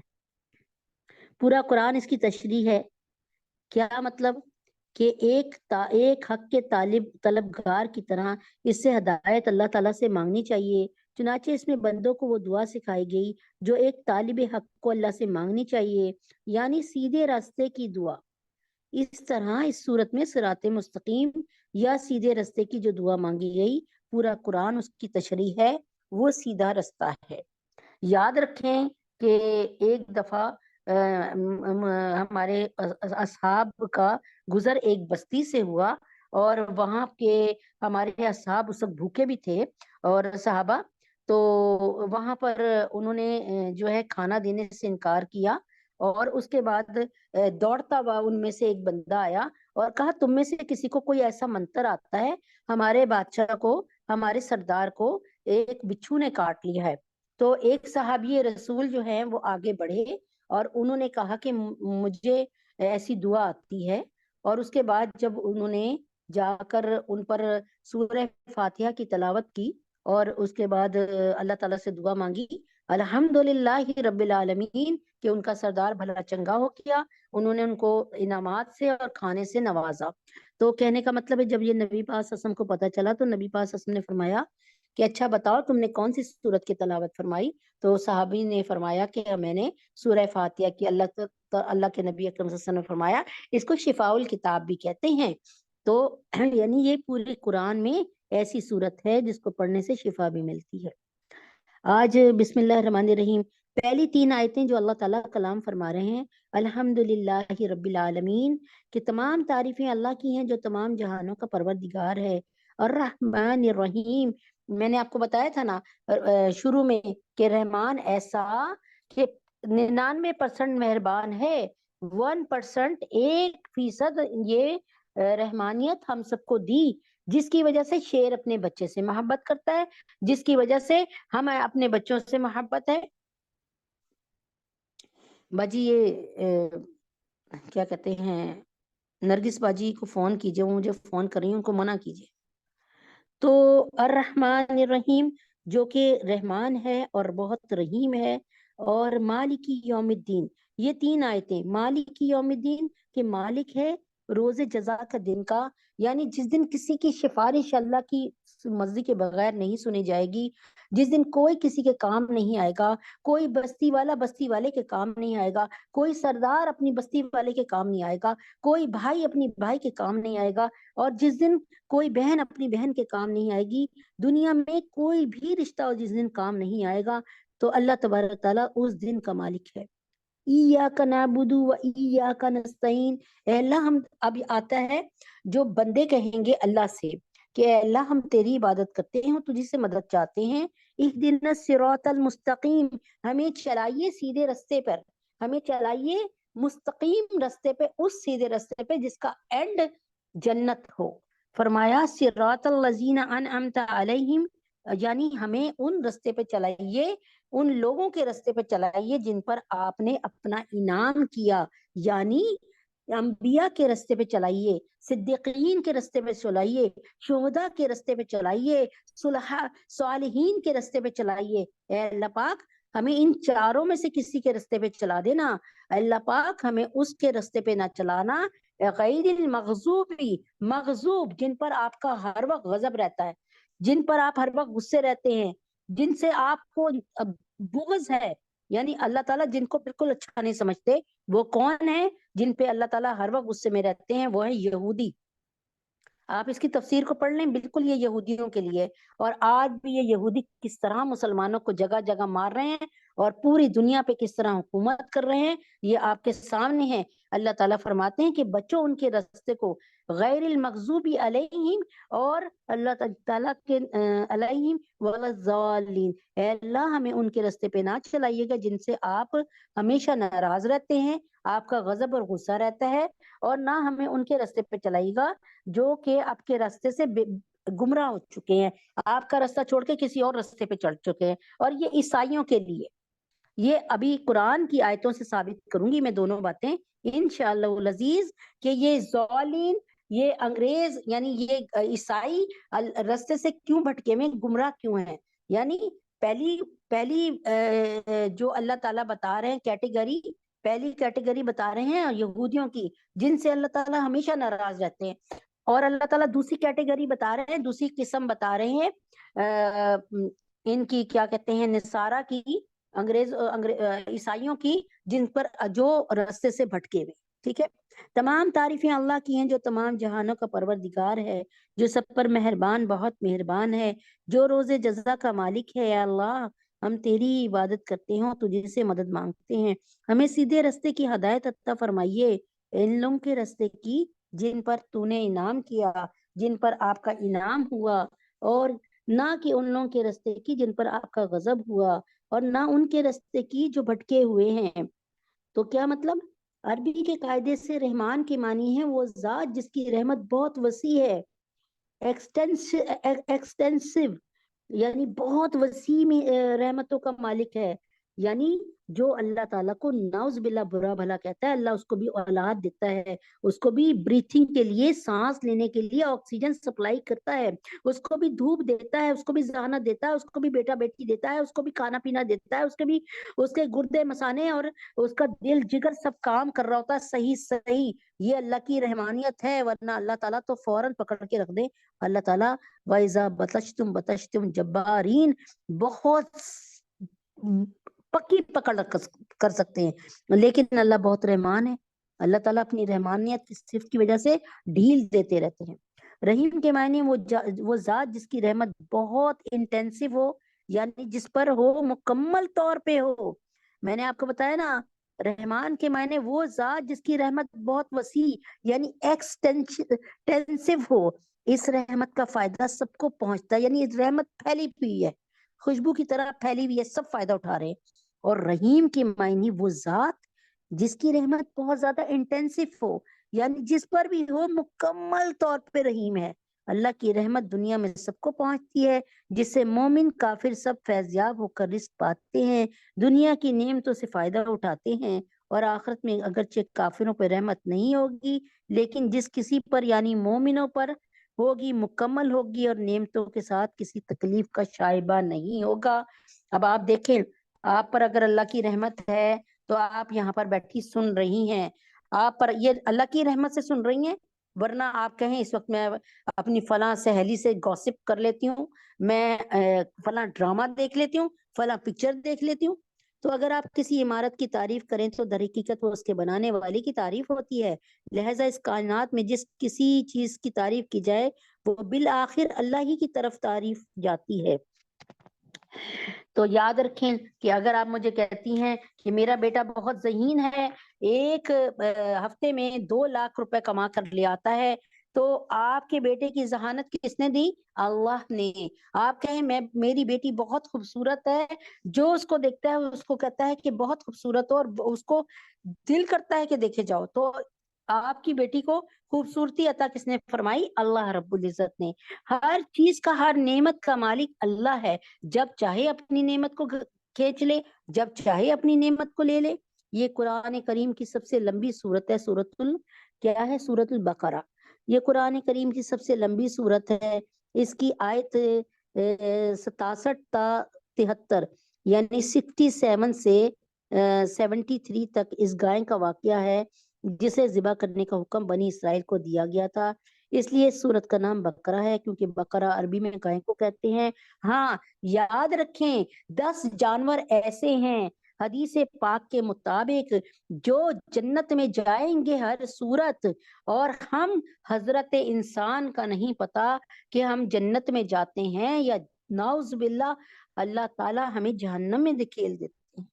لیکن یہ 10 جانور پکے جنت میں جائیں گے، اور ان 10 جانوروں کا ذکر میں قرآن سے آپ کے لیے کرتی رہوں گی. ان میں پہلا یہ جانور جو پہلا جانور ہے یہ بقرہ وہ گائے ہے جو بنی اسرائیل میں ذبح کی گئی تھی ایک قاتل کا پتہ لگانے کے لیے. الف لام میم ذالک الکتاب لا ریب فیہ ھدی للمتقین. یہ ایک آیت کو میں نے اسی لیے تلاوت کیا کہ اس آیت میں بہت کچھ ہے. یعنی یہ سمجھ لیں کہ اس آیت میں، اب میں آپ کو بتاتی ہوں کیا ہے، آپ سن کر حیران رہ جائیں گے انشاءاللہ. سورۃ البقرہ. الف لام میم یہ کتاب ایسی ہے اس میں کوئی شک نہیں ہے. یعنی یہاں پر یہ بتانا چاہ رہی ہوں میری پیاری بہنوں، ایک چھوٹی سی بات سمجھ لیں کہ اللہ تعالیٰ یہاں پہ بتا رہے ہیں اگر ہم قرآن مجید کی سعودی ترتیب دیکھیں اور پھر نزولی ترتیب دیکھیں. نزولی ترتیب میں قرآن مجید نزولی ترتیب میں صرف اور صرف پہلی سورۃ العلق کی پہلی 5 آیتیں آتی ہیں. جو پہلا کلام اللہ نے اپنے محمد صلی اللہ علیہ وسلم سے کیا. حضرت محمد صلی اللہ علیہ وسلم امی تھے، پڑھنا لکھنا نہیں جانتے تھے، دنیا میں کوئی استاد ان کے شایان شان نہیں تھا. ان کے استاد کون ہیں؟ اللہ رب العزت. اور اللہ تبارک تعالیٰ نے پہلا کلام اپنے نبی سے کیا کہا؟ پڑھ. یہ قرآن پڑھ. یعنی اللہ تعالیٰ بتانا چاہ رہے ہیں کہ علم جو ہے نا، علم وہ سب سے ضروری چیز ہے دنیا میں رہتے ہوئے، وہ سب سے زیادہ ضروری ہے. تو اللہ تعالیٰ نے اپنے محبوب سے جب کلام کیا تو کہا پڑھ. سب سے پہلی کنورسیشن اور بات چیت پڑھ. یعنی بتا دیا کہ بھائی پڑھو، علم حاصل کرو، علم حاصل کرو، علم حاصل کرو. یعنی مہد سے لاحت تک، ماں کے پیٹ سے لے کر قبر تک جو ہے، یہ جو اس کا دورانیہ ہے اس میں علم حاصل کرو. تو یہاں پر ہے کہ اللہ تعالیٰ نے لیکن سعودی ترتیب جو ہے اس میں سب سے پہلی صورت ہے نزولی ترتیب ہے، اس میں سب سے پہلے سورہ بقرہ کی پہلی 5 صورتیں ہیں. اور سعودی ترتیب جو ہے اس میں جو ہے اللہ تعالیٰ نے جو اس میں ہے وہ یہ سورہ بقرہ کی پہلی آیت ہے. الف لام میم ذالک الکتاب سے قرآن مجید کو شروع کر رہے ہیں. یعنی بتانا یہ چاہ رہے ہیں یہاں پر کہ دیکھو اگر تم نے اس قرآن پر شک کرنا ہے تو واپس اپنے قرآن کو کیبنٹ میں رکھ دو، جزدان میں واپس باندھ کے رکھ دو. اگر تم نے قرآن پہ شک کرنا ہے، اللہ تعالیٰ فرما رہے ہیں یہ جو تم نے کتاب میری پکڑ لی ہے ذالک الکتاب لا ریب فیہ، اس میں کوئی شک نہیں کرنا، کیونکہ اس میں ان معجزات کا ذکر ہے، اللہ تعالیٰ کی اس قدرت کا ذکر ہے جو کوئی بھی ملحد، ایتھیسٹ، لبرل کوئی مانے گا نہیں، کوئی بھی نہیں مانے گا. میں آپ کو قرآن شریف کے معجزات بتاتی رہوں، آپ دیکھیں آپ کا ذہن بھی مانتا ہے کہ نہیں مانتا. ہم تو اس لیے مانیں گے کہ ہمیں اللہ پر اعتبار ہے، ہم ایمان رکھتے ہیں، لیکن اگر ایک غیر مسلم کو بتاؤ گے کہ اتنا بڑا کوہ طور پہاڑ اللہ نے حفظہ میں ٹھہرا دیا، یا بحیرہ کلزم کے اللہ تعالیٰ نے ٹکڑے کر دیے، یعنی اس میں رستہ بنا دیا موسیٰ علیہ السلام کے لیے اتنے بڑے سمندر میں، ہم تو کوئی بھی شخص اس کو ماننے کو وہ تیار نہیں ہو سکتا جس کو اللہ کی پہچان نہ ہو۔ تو الف لام میم یہ کتاب ایسی ہے، اس میں کوئی شک نہیں، یہ ہدایت ہے۔ اللہ تعالیٰ فرما رہے ہیں کہ تم نے یہ کتاب پکڑ لی ہے نا، اب شک میں مت پڑنا، یہ ہدایت ہے ان ڈر رکھنے والوں کے لیے۔ اللہ تعالیٰ فرماتے ہیں کہ یہاں پر حروف مقطعات جو ہیں وہ ہیں الف لام میم۔ دنیا میں کسی کو نہیں پتا کہ اس کا کیا معنی ہے، لیکن یاد رکھیں کہ اس کو ایک لفظ کو یہ 3 لفظ بنتے ہیں الف لام میم۔ اس کو ابھی میں نے پڑھا، اس کا مطلب 10 10 10 30 نیکیاں مل گئیں، اور اگر میں رمضان میں یہ پڑھوں گی دوبارہ تو 70 سے اس کو ضرب دے لیں تو 210 نیکیاں انشاءاللہ مل جائیں گی۔ تو ان کو حروف مقطعات کہتے ہیں، اور صحیح بات یہ ہے کہ ان کا ٹھیک ٹھیک مطلب صرف اللہ تعالیٰ جانتے ہیں۔ یہ اللہ تعالیٰ کی کتاب کا ایک راز ہے جس کی تحقیق میں پڑھنے کی ضرورت نہیں ہے۔ عقیدے یا عمل کا کوئی مسئلہ ان کے سمجھنے پر موقوف نہیں ہے، یعنی یہ نہیں ہو سکتا کہ کوئی آپ کو کہے کہ اگر آپ اس کا مطلب نہیں سمجھیں گے تو آپ قرآن کا مطلب نہیں سمجھ سکتے، نہیں، اس کا مطلب 100% اللہ کو پتہ ہے بس۔ لیکن چونکہ یہ کتاب اللہ تعالیٰ کی ہے جس کا علم لامحدود بھی ہے اور 100% یقینی بھی ہے، اس لیے اس میں کسی قسم کی شک کی گنجائش نہیں۔ کسی کو شک ہو تو یہ اس کی ناسمجھی کی وجہ سے ہوگا، کتاب میں کوئی شبہ اور شک والی بات نہیں۔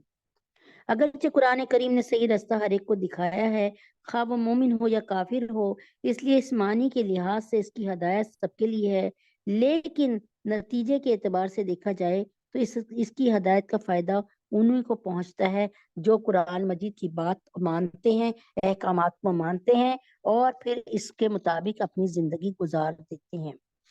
یہاں پر یہاں پہ ہے ہدی للمتقین، یعنی یہ ہدایت ہے کس کے لیے؟ اس کے لیے جو اللہ سے ڈرتا ہو، یعنی اسے پتا ہو کہ ایک دن اللہ کے حضور اپنے تمام اعمال کا جواب دینا ہے، لہٰذا مجھے کوئی ایسا کام نہیں کرنا چاہیے جو اللہ رب العزت کی ناراضگی کا باعث ہو۔ اسی خوف اور دھیان کا نام تقویٰ ہے۔ ہدی للمتقین، متقیوں کے لیے یہ ہدایت کا باعث ہے۔ متقی کون؟ جو اللہ تعالیٰ سے ڈرے، یعنی اللہ تعالیٰ کے حکموں کو توڑتے ہوئے اس کو بہت مشکل ہو اور وہ اللہ کے حکموں کو توڑنے سے باز رہے۔ بے دیکھی چیزوں کے لیے قرآن کریم نے غیب کا لفظ استعمال کیا ہے، اس سے مراد وہ چیزیں ہیں جو اندیکھی چیزیں ہیں، ٹھیک ہے، جو بے دیکھی چیزوں پر ایمان لاتے ہیں۔ اللہ تعالیٰ یہاں فرماتے ہیں الذین یؤمنون بالغیب ویقیمون الصلاۃ ومما رزقناہم ینفقون۔ تو اللہ تعالیٰ کیا فرما رہے ہیں یہاں پر؟ اللہ تبارک تعالیٰ فرما رہے ہیں کہ بے دیکھی چیزوں کے لیے قرآن کریم نے غیب کا لفظ استعمال کیے۔ اللہ تعالیٰ فرماتے ہیں کہ ذالک الکتاب لا ریب فیہ ھدی للمتقین، یہ کتاب وہ ہے جس پر شک نہ کرو، یہ کیا ہے؟ شک نہ کرو، ھدی للمتقین، ہدایت ہے یہ متقیوں کے لیے۔ اب اللہ تعالیٰ بتا رہے ہیں کہ متقی ہوتے کون ہیں؟ فرمایا جو بے دیکھی چیزوں پر ایمان لاتے ہیں اور نماز قائم کرتے ہیں، جو کچھ ہم نے انہیں دیا اس میں اللہ کی خوشنودی کے کاموں میں خرچ کرتے ہیں۔ اللہ تعالیٰ فرماتے ہیں کہ یہاں پر اللہ تبارک تعالیٰ فرماتے ہیں کہ بے دیکھی چیزوں کے لیے قرآن کریم نے غیب کا لفظ استعمال کیا، اس سے مراد وہ چیزیں ہیں جو آنکھوں سے دکھائی نہیں دیتی، نہ ہاتھ سے چھو کر نہ یا ناک سے سونگھ کر انہیں محسوس نہیں کیا جاتا، بلکہ وہ صرف اللہ تعالیٰ کی وحی کے ذریعے معلوم ہوتی ہیں۔ مثلا اللہ تعالیٰ کی صفات، جنت اور دوزخ کے حالات، فرشتے وغیرہ۔ یہاں اللہ کے نیک بندوں کی یہ تعریف کی جا رہی ہے کہ یہ لوگ صرف اللہ تعالیٰ اور اس کے رسول پاک صلی اللہ علیہ وسلم کے ارشادات پر یقین کر کے ان چیزوں کو دل سے مانتے ہیں جو انہوں نے آنکھوں سے نہیں دیکھی، یعنی جنت حق ہے، دوزخ حق ہے، اور اس کے ساتھ ہی ہمیں پتہ ہے کہ یہ دنیا چونکہ امتحان کی جگہ ہے، اس لیے اگر یہ چیزیں آنکھوں سے نظر آتی اور پھر کوئی شخص ان پر ایمان لاتا تو کوئی امتحان تو نہ ہوتا نا، بن دیکھے اللہ تعالیٰ پر ایمان لانا جو ہے نا وہ صحیح معنوں میں اللہ پر ایمان لانا ہے۔ اللہ تعالیٰ فرماتے ہیں قرآن کریم کو حق طلبی کے جذبے سے غیر جانبدار ہو کر پڑھا جائے اور یہ خیال دل میں رکھا جائے کہ یہ معاملہ ایسا نہیں ہے کہ اس میں لاپرواہی برتی جائے، یہ انسان کی ہمیشہ کی زندگی کی بہتری اور تباہی کا معاملہ ہے۔ اس میں تمام ایمانیات داخل ہو گئیں، جس کا خلاصہ یہ ہے کہ جو کچھ اللہ تعالیٰ نے قرآن کریم میں بیان فرمایا یا جو کچھ حضور پاک صلی اللہ علیہ وسلم نے ارشاد فرمایا اس سب پر ایمان لاتے ہیں۔ دوسری چیز نماز کا قائم کرنا اللہ تعالیٰ نے بتایا ہے جو بدنی عبادتوں میں سب سے اہم ہے۔ اور تیسری چیز کیا چیز ہے؟ تیسری چیز اپنے مال میں سے اللہ کے رستے میں خرچ کرنا۔ اگر آپ متقی ہیں تو آپ میں ہے یہ تمام کے تمام کے کیا مطلب؟ سب سے پہلے یہ کہ آپ جو ہے اللہ تعالیٰ پر یعنی علم غیب پر یعنی غیب پر یقین رکھتے ہیں، آپ نماز قائم کرتے ہیں، آپ کو جو مال اللہ نے دیا وہ اللہ کی راہ میں خرچ کرتے ہیں۔ اگر ایسا ہے والذین یؤمنون بما انزل الیک وما انزل من قبلک، جو اللہ نے پہلے نازل کیا اس پر بھی آپ یقین رکھتے ہیں، اور جو اللہ تبارک تعالیٰ نے یعنی نبی پاک صلی اللہ علیہ وسلم کے قرآن سے پہلے نازل کیا اس پر بھی، اور جو نبی پاک صلی اللہ علیہ وسلم کا قرآن میں نازل کیا اس پر بھی یقین رکھتے ہیں، اور جو اس وحی پر بھی ایمان لاتے ہیں جو آپ پر اتاری گئی اور اس پر بھی جو آپ سے پہلے اتاری گئی، اور آخرت پر وہ مکمل یقین رکھتے ہیں، یہ وہ لوگ ہیں جو اپنے پروردگار کی طرف سے صحیح رستے پہ ہیں، یہی وہ لوگ ہیں جو فلاح پانے والے ہیں۔ یعنی اس بات پر ایمان رکھتے ہیں کہ جو وہی حضور پاک صلی اللہ علیہ وسلم پہ اتاری گئی وہ بالکل سچی ہے، اور جو آپ سے پہلے انبیاء کرام علیہم السلام مثلا حضرت موسیٰ یا حضرت عیسیٰ علیہ السلام وغیرہ پہ نازل کی وہ بھی بالکل سچ ہے۔ یعنی ہمیں تورات پر بھی ہم ایمان ایسے رکھتے ہیں جیسے ہم قرآن پہ، ہم زبور پہ بھی ایسے ایمان رکھتے ہیں جیسے قرآن پر، ہم انجیل پر بھی ایسے ایمان رکھتے ہیں جیسے قرآن پہ۔ یہ اور بات ہے کہ اب وہ تحریف ہو گئی ان میں بدل ہو گیا۔ آخرت سے مراد وہ زندگی ہے جو مرنے کے بعد حاصل ہوگی اور جو ہمیشہ کے لیے ہوگی، اس میں ہر بندے کو دنیا میں کیے ہوئے اعمال کا حساب دینا ہوگا اور اسی کی بنیاد پہ یہ فیصلہ ہوگا کہ وہ جنت میں جائے گا یا جہنم میں۔ اگرچہ یہ آخرت بھی اندیکھی چیزوں یعنی غیب میں شامل ہے جس پر ایمان لانے کا ذکر سب سے پہلے کیا گیا تھا۔ اب آپ کو پتا ہے کہ ایک کامیاب زندگی کے لیے آپ کو یہ پتا ہو کہ ہم نے اللہ تعالیٰ کے حضور کھڑے ہونا ہے۔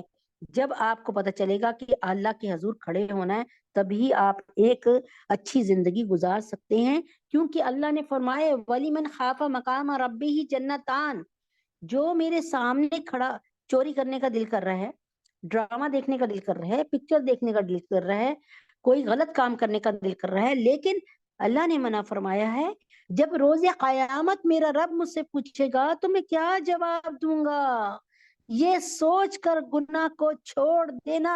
میرا رب فرماتا ہے ولی من خافا، جو شخص ڈر گیا اس بات سے اور اس نے گناہ کو چھوڑ دیا، ولی من خافا مقام ربہ جنتان، اللہ اس کو 2 جنتیں دے گا، جو ایک اس کی سیرگاہ ہوگی اور ایک اس کی رہائش گاہ ہوگی۔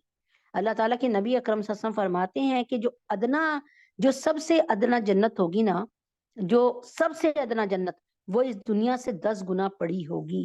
اب آپ سوچ لیں کہ آپ کو کیسی جنت ملے گی۔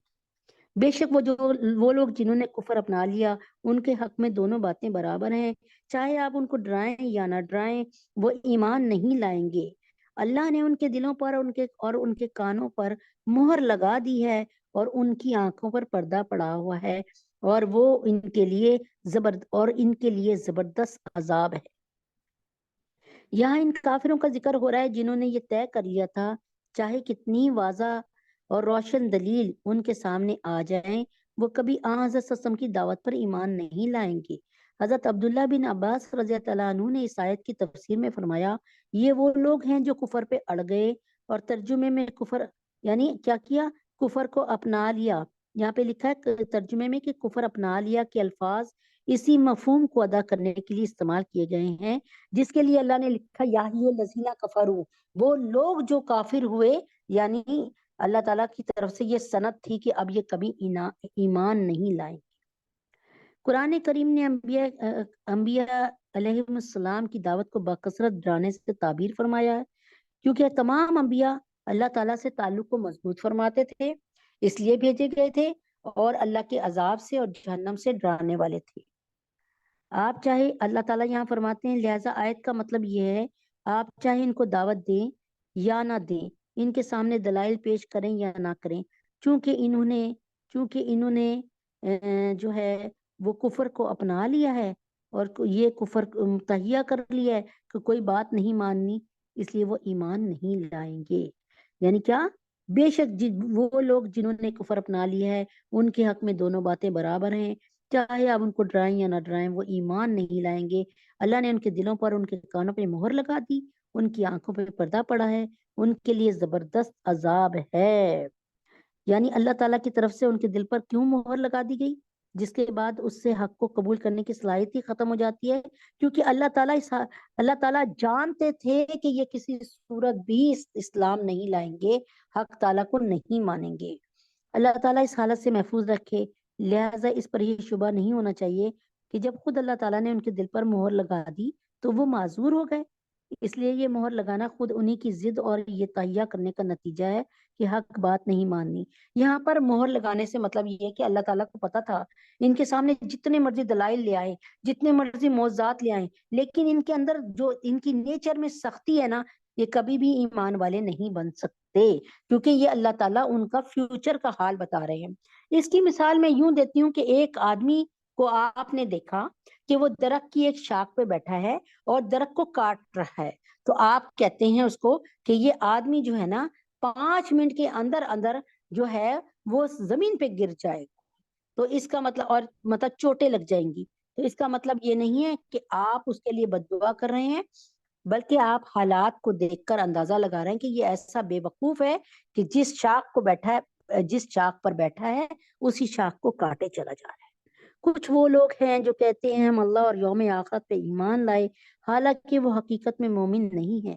وہ اللہ کو اور ان لوگوں کو جو واقعی ایمان لا چکے ہیں دھوکہ دیتے ہیں، اور حقیقت تو یہ ہے کہ وہ اپنے سوا کسی اور کو دھوکہ نہیں دے رہے، لیکن انہیں اس بات کا احساس تک نہیں ہے۔ ان کے دلوں میں بڑی بیماری ہے، روگ ہے، اور چنانچہ اللہ تعالیٰ نے ان کے روگ میں اور اضافہ کر دیا، ان کی بیماری میں اور اضافہ کر دیا۔ ان کے لیے دردناک سزا تیار ہے، کیونکہ وہ جھوٹ بولا کرتے تھے، اور جب ان سے کہا جاتا تھا کہ تم زمین میں فساد نہ مچاؤ تو وہ کہتے تھے، کیا کہتے تھے؟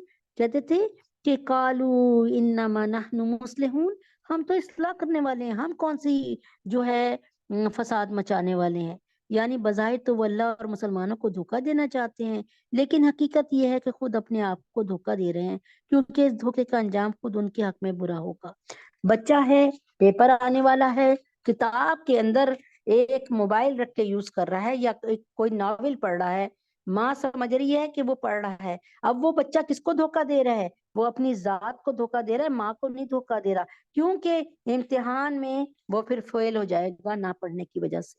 یاد رکھو یہی لوگ فساد پھیلانے والے ہیں، لیکن انہیں اس بات کا احساس تک نہیں ہے، اور جب ان سے کہا جاتا ہے کہ تم بھی اسی طرح ایمان لے آؤ جیسے دوسرے لوگ ایمان لائے ہیں، تو وہ کہتے ہیں کیا ہم بھی اسی طرح ایمان لائیں جیسے بے وقوف لوگ ایمان لائے ہیں۔ خوب ٹھیک، ایک سیکنڈ۔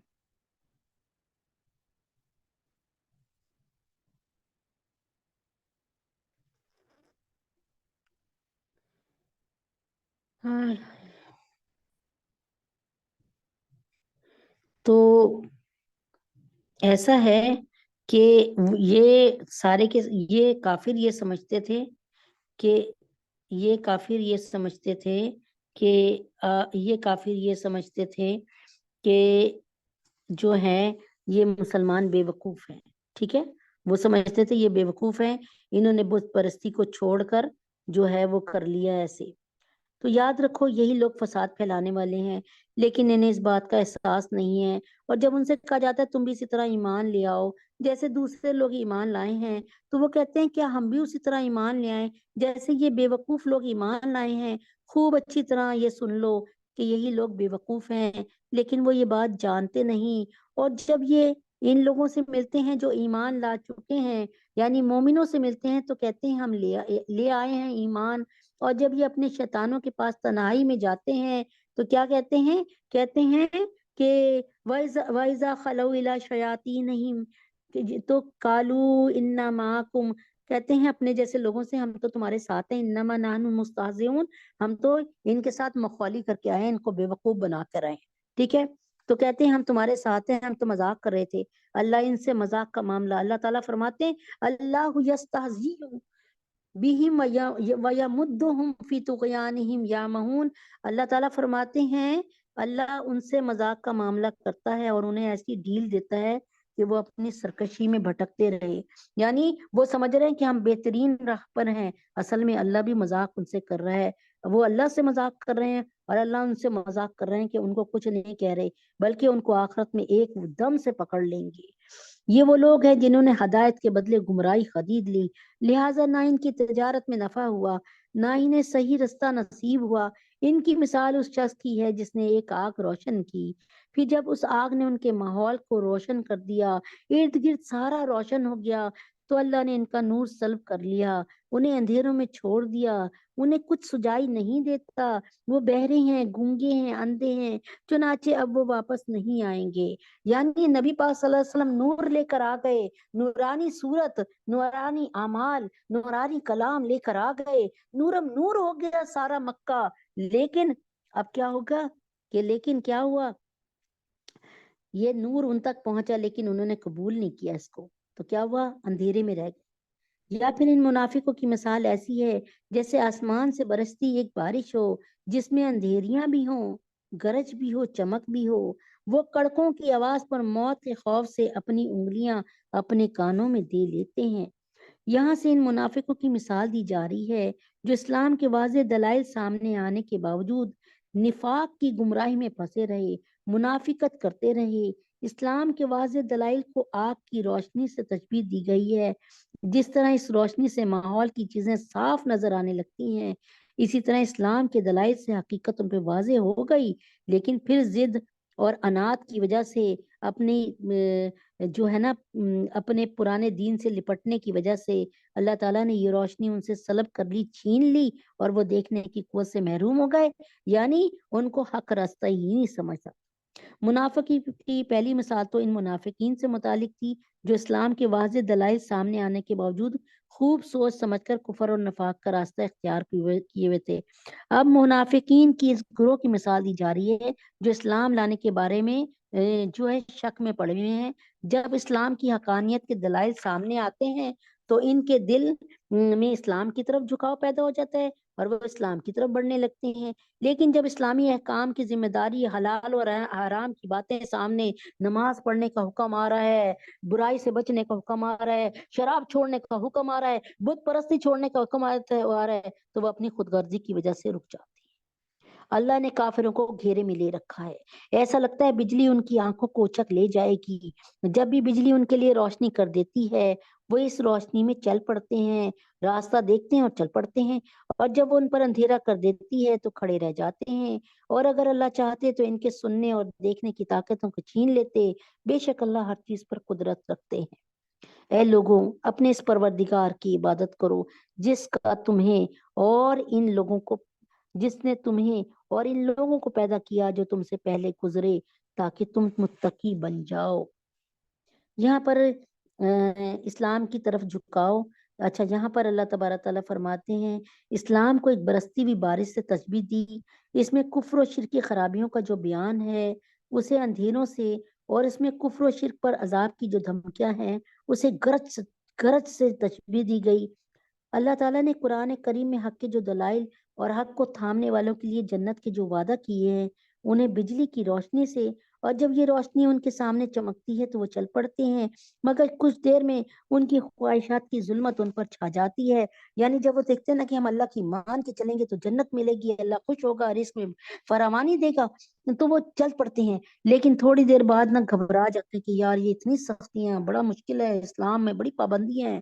یعنی جب قرآن کریم کفر اور فسق پر عذاب کی وعیدیں سناتا ہے تو یہ اپنے کان بند کر کے یہ سمجھتے ہیں کہ ہم اس عذاب سے محفوظ ہو گئے، ہم تو سن ہی نہیں رہے ان کی ڈانٹ، ہم تو اللہ تعالیٰ کی عذاب کی خبریں سنی نہیں رہے تو وہ سمجھتے ہیں کہ ہم محفوظ ہو گئے. نہیں، وہ پروردگار جس نے تمہارے لیے زمین کو بچھونا بنایا، آسمان کو چھت اور آسمان سے پانی برسایا، پھر اس کے ذریعے تمہارے رزق کے طور پہ پھل نکالے، لہٰذا اللہ کے ساتھ شریک نہ ٹھہراؤ جبکہ تم یہ سب باتیں جانتے ہو. اور اگر تم اس قرآن کے بارے میں ذرہ برابر بھی شک میں ہو جو ہم نے اپنے بندے محمد صلی اللہ علیہ وسلم پہ اتارا ہے تو اس جیسی کوئی ایک صورت ہی بنا کے لے آؤ.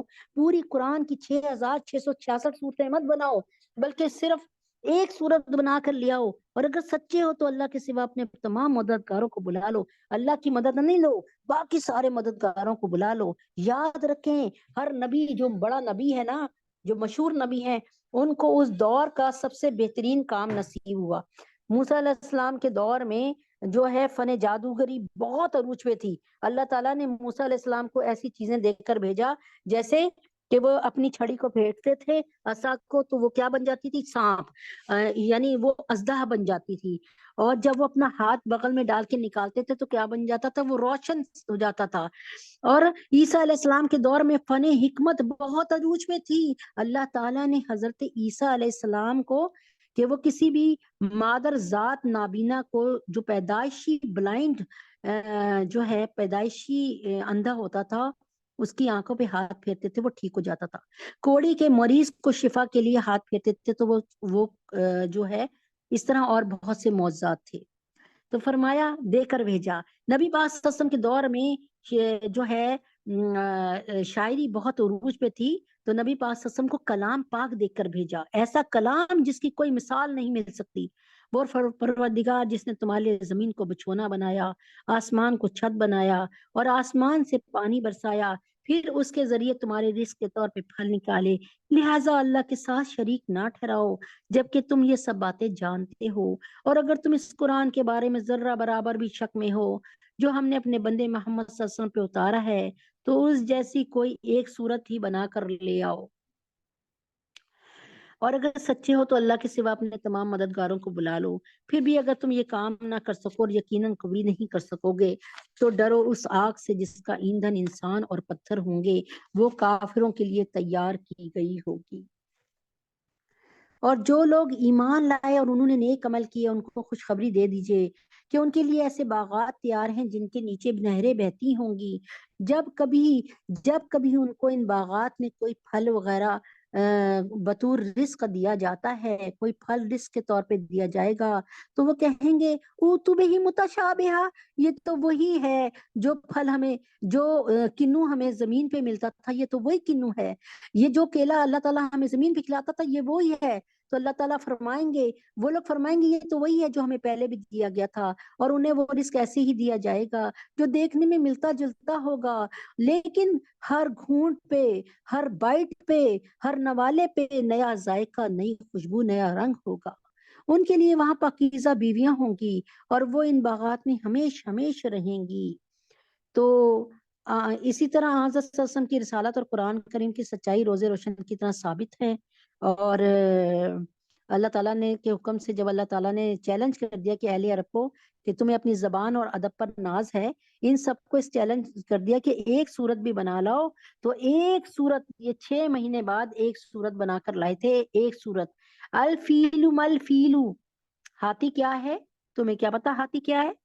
اللہ نے فرمایا نا کہ الکاریہ ملکاریہ، کھڑکھڑا دینے والی، بجا دینے والی قیامت کا ذکر ہے. لیکن اب کیا ہو رہا ہے؟ انہوں نے ایک صورت کے بدلے جو ان کے شورا اکرام نے اس کو کہہ دیا تھا کہ یہ آپ نے بہت گندا کلام بنایا ہے اور اس سے وہ کر دیا تھا. تو بے شک اللہ یہیں پہ جو ہے اس کو ختم کرتے ہیں اور انشاءاللہ العزیز کل انشاءاللہ تعالی یہیں سے اللہ نے چاہا تو شروع کر دیں گے. اللہ نے چاہا تو آج پہلا دن تھا تو تھوڑا سا ہوا، پھر آہستہ آہستہ کیونکہ پہلے دن میں بہت تشریح ہوتی ہے تو اس لیے جڑے رہیے گا.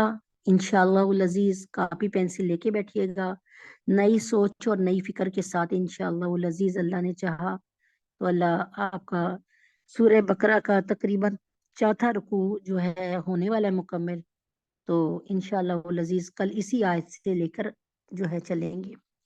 اللہم صلی علی محمد محمد كما صليت على إبراهيم وعلى آل إبراهيم إنك حميد مجيد اللهم بارك على محمد وعلى آل محمد كما باركت على إبراهيم وعلى آل إبراهيم إنك حميد مجيد قل هو الله أحد الله الصمد لم يلد ولم يولد ولم يكن له كفوا أحد قل هو الله أحد الله الصمد لم يلد ولم يولد ولم يكن له كفوا أحد قل هو الله أحد الله الصمد لم يلد ولم يولد ولم يكن له كفوا أحد ربنا آتنا في الدنيا حسنة وفي الآخرة حسنة وقنا عذاب النار اے اللہ پاک ہم سب کو جتنے لوگ یہاں بیٹھے ہیں اس مجلس میں ان سب کو ان کے سارے اہل خانہ کو مجھے اور میرے اہل خانہ کو اے اللہ پاک دنیا اور آخرت کی بھلائیاں عطا فرما اے اللہ پاک اپنے حبیب پاک صلی اللہ علیہ وسلم کے طفیل میں قیامت تک آنے والی نسلوں کو ہماری اللہ دنیا اور آخرت کی بھلائیاں عطا فرما دے اے اللہ پاک اس بے حیائی کے دور میں ہمارے بچوں کو اے اللہ پاک ہمارے آنے والی نسلوں کو یا اللہ پاک اپنے حبیب پاک صلی اللہ علیہ وسلم کے طفیل میں پکا مومن بنا دے یا اللہ قاری قرآن عالم قرآن عامل قرآن ناشر قرآن یا اللہ حامل قرآن بنائیے یا اللہ ہمارے بچوں سے ہماری نسلوں کا سکون قرآن اور اللہ کی یاد میں رکھ نبی کی یاد میں رکھ دے اے اللہ ہمارے بچوں کو اطیع اللہ و اطیع الرسول کی تصویر بنا دے اے اللہ اگر آپ نے مدد نہ کی تو اللہ پاک ہماری نسلیں خراب ہو جائیں گی اے اللہ ہماری مدد فرما دیجئے ہماری نسلوں کو سمیٹ لیجئے اے اللہ اس دورہ قرآن کو اللہ اس دورہ قرآن اس دورہ قرآن کو قبول اور منظور فرما لے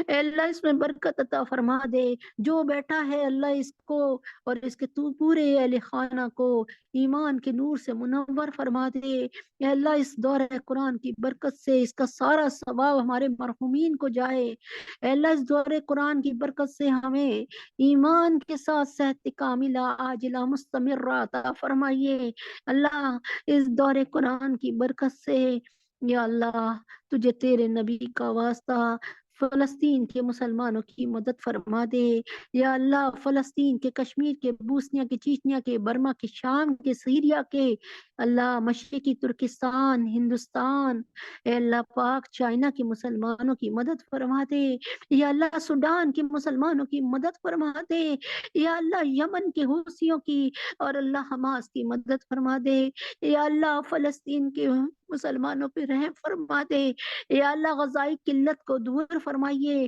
یا اللہ ان کے لیے بہترین ٹھکانے کا بندوبست فرمائیے یا اللہ یہود ہنود نصارہ کو چن چن کر جہنم واصل فرمائیے یا اللہ نیتن یاہو اور اس کے تمام معاونین کو اللہ غارت فرمائیے طے کیجئے یا اللہ دور دفع دور فرمائیے یا اللہ ان کا نام و نشان ان شانیک هو الابتر اے اللہ ہمارے دشمن کو مسلمانوں کے دشمن کو ابتر فرما دیجئے اے اللہ ہم سب کے گناہوں کو معاف فرمائیے ہم سب کی خطاؤں کو درگزر فرمائیے یا اللہ تمام بے اولادوں کو نیک نرینہ اولاد عطا فرمائیے یا اللہ تمام بے اولادوں کو نیک نرینہ اولاد انتہائی آسانی کے ساتھ عطا فرمائیے یا اللہ تمام بے اولادوں کو نیک نرینہ اولاد بہترین اور آسانی کے ساتھ عطا فرمائیے اور نیک اولاد عطا فرمائیے یا اللہ تمام بے دروں کو در عطا فرمائیے یا اللہ تمام بے گھروں کو گھر عطا فرمائیے یا اللہ تمام بے ایمانوں کو ایمان عطا فرمائیے یا اللہ تجھے تیرے نبی کا واسطہ تمام بے عقیدوں کو عقیدہ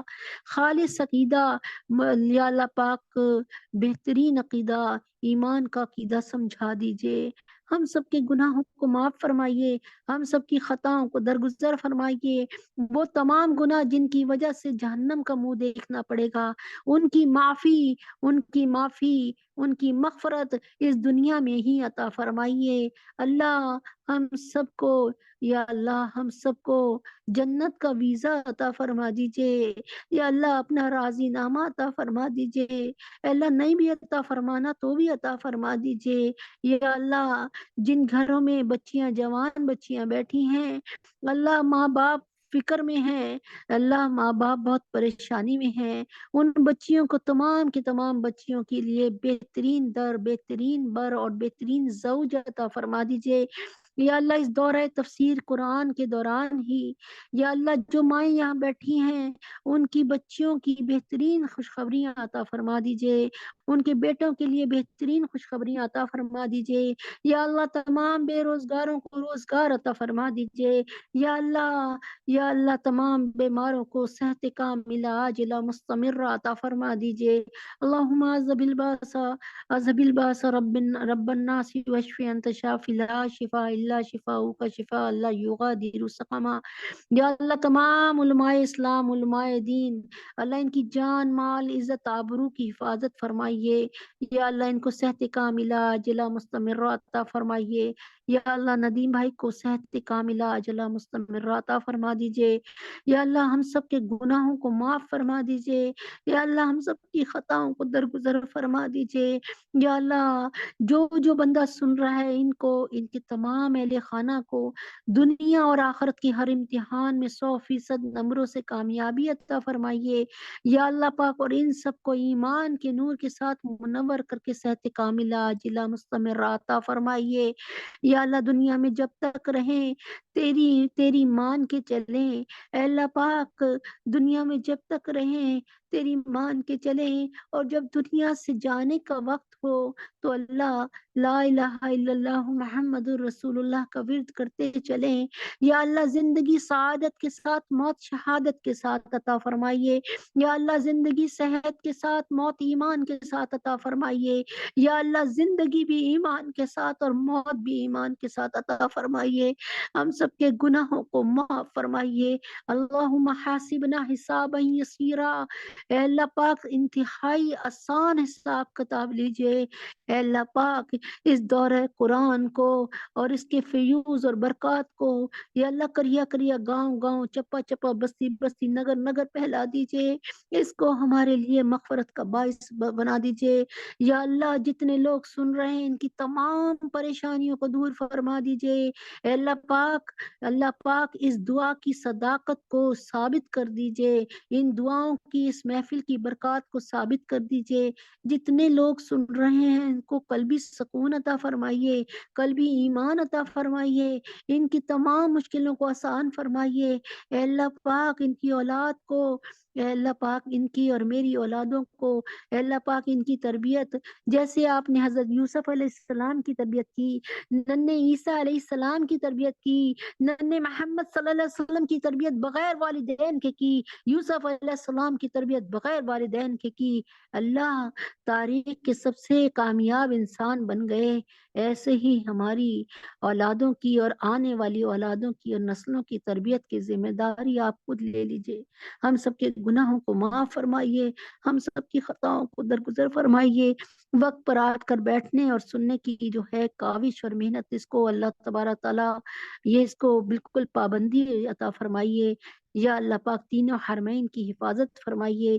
یا اللہ پاک ہمیں حرمین کی زیارت عطا فرمائیے۔ جو مسلمان ممالک مسلمان فلسطینیوں کی مدد کر رہے ہیں ان کو ان کی جان مال ایمان میں خیر و برکت عطا فرما دیجئے۔ یا اللہ غزہ کے مسلمانوں پہ رحم فرما دیجئے، کرم فرما دیجئے۔ وصلی اللہ تعالی علی خیر خلقہ محمد وعلی آلہ وصحابہ یا اللہ واہل بیتہ وزواجہ وذریاتہ۔ یا اللہ تجھے تیرے نبی کا واسطہ ہم سب کو معاف کر دیجئے۔ ربنا ظلمنا انفسنا وان لم تغفر لنا وترحمنا لنكونن من الخاسرین۔ ربنا آتنا من لدنك رحمة وهيئ لنا من امرنا رشدا۔ رب ارحمهما كما ربياني صغيرا، رب ارحمهما كما ربياني صغيرا، رب ارحمهما كما ربياني صغيرا۔ ہم سب پہ رحم فرما دیجئے، کرم فرما دیجئے، پاکستان کو اسلام کا قلعہ بنا دیجئے، پاکستان کو اسلامی معاشی معاشرتی سماجی ترقی عطا فرما دیجئے۔ پاکستان میں یا اللہ پیٹرول کو اور بجلی کو سستا فرما دیجئے یا اللہ تمام مسلمانوں پہ اپنی رحمتوں کے خزانے ایمان کے نور کے ساتھ کھول دیجئے اللہم صیبا نافعا نفع والی برسات عطا فرما نفع والی بارش عطا فرما اے اللہ جتنی بیماریاں چل رہی ہیں ان کی بیماریوں کا توڑ عطا فرما ہر قسم کی وبا سے ہر بیماری سے ہر قسم کے مصیبت سے جان چھڑا ہر مصیبت سے جان چھڑا اپنی بارگاہ الہی میں ہمیں ہماری اولادوں کو ہماری نسلوں کو قبول فرما وصلی اللہ تعالی علی خیر خلقہ محمد وعلی آلہ وصحبہ اجمعین برحمتک یا ارحم الراحمین سبحان ربک رب العزت عما یصفون وسلام علی المرسلین والحمد للہ رب العالمین۔ اس کی ریکارڈنگ دستیاب ہے، لنک جو ہے ایڈمن گروپ سے مل جائے گا۔ کل بھی کوشش کر کے وقت کی پابندی کے ساتھ آ جائیے انشاءاللہ، اللہ نے چاہا تو کل کافی حد تک پارے کو کور کر دیں گے انشاءاللہ۔ دعا کیجیے گا، قبول فرما لے اللہ۔ السلام علیکم ورحمۃ اللہ وبرکاتہ۔